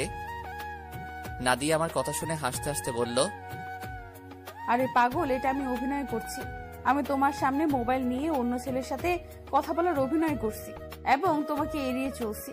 তুই এগুলো সহ্য করতে না পেরে যেন আমাকে ভালোবাসার কথা বলিস, কিন্তু হাদারা, তুমি আমাকে কখনোই বলো নাই। কিছুদিন পর যখন তোমার রিয়াকশন দেখলাম না, তারপর ওই ছেলেকে বিয়ে করতে রাজি হয়ে যাই। তারপর কি হলো তুমি তো জানো। আমারটার কি শুনবে? সব তো তুমি জানতে পেরেছ। এখন চলো দুজনে অজু করে আসি। ঠিক আছে, চলো। আমি আর নাদিয়া ওয়াশরুমে ঢুকে অজু করে 2 রাকাত নফল নামাজ আদায় করে খাটে গিয়ে বসলাম। তখন নাদিয়া বলল, আজকে তোমার ভালোবাসা দিয়ে আমার সব কষ্ট দূর করে দাও। তোমার কষ্ট দূর করলে আমার কষ্টগুলো দূর করবে কে? আমিও তোমার সব কষ্ট দূর করে দেব ভালোবাসা দিয়ে। ঠিক আছে, তাহলে মিশনে নেমে পড়ি। আমার তো আর সহ্য হচ্ছে না। বাবা, আমার সিনিয়র জামাই দেখি সহ্য হচ্ছে না। আসো। তারপর আর কি, নাদিয়ার উপর ঝাঁপিয়ে পড়লাম। নাদিয়ার ঠোঁট দুটো নিজের আয়ত্তে নিয়ে আসলাম। আস্তে আস্তে কাপড় খুলতে লাগলাম। তারপর ওর পুরো শরীরে কিস করতে লাগলাম। ধবধবে সাদা দেহ। তারপর হারিয়ে গেলাম সাগরের বুকে। এখন আমি আর নাদিয়া সবসময় কলেজে যাওয়া আসা করি। রিয়া আর রাফির প্রেম ভালোই চলছে। তাদের পড়ালেখা শেষ হলে বিয়ে হবে। আমি আমার সিনিয়র আপুর ভালোবাসা পেয়ে অনেক সুখে আছি। অসংখ্য ধন্যবাদ সবাইকে গল্পটা পুরোপুরি শোনার জন্য। এবং আপনারা কেমন ধরনের গল্প শুনতে চান সেটা কমেন্ট করে জানাতে ভুলবেন না। আর চ্যানেলে নতুন হলে যে জানেনই কী করতে হবে, চ্যানেলটাকে লাইক অ্যান্ড সাবস্ক্রাইব করে দেবেন আর বেশি বেশি করে শেয়ার করবেন। Thanks for watching. Good night everyone.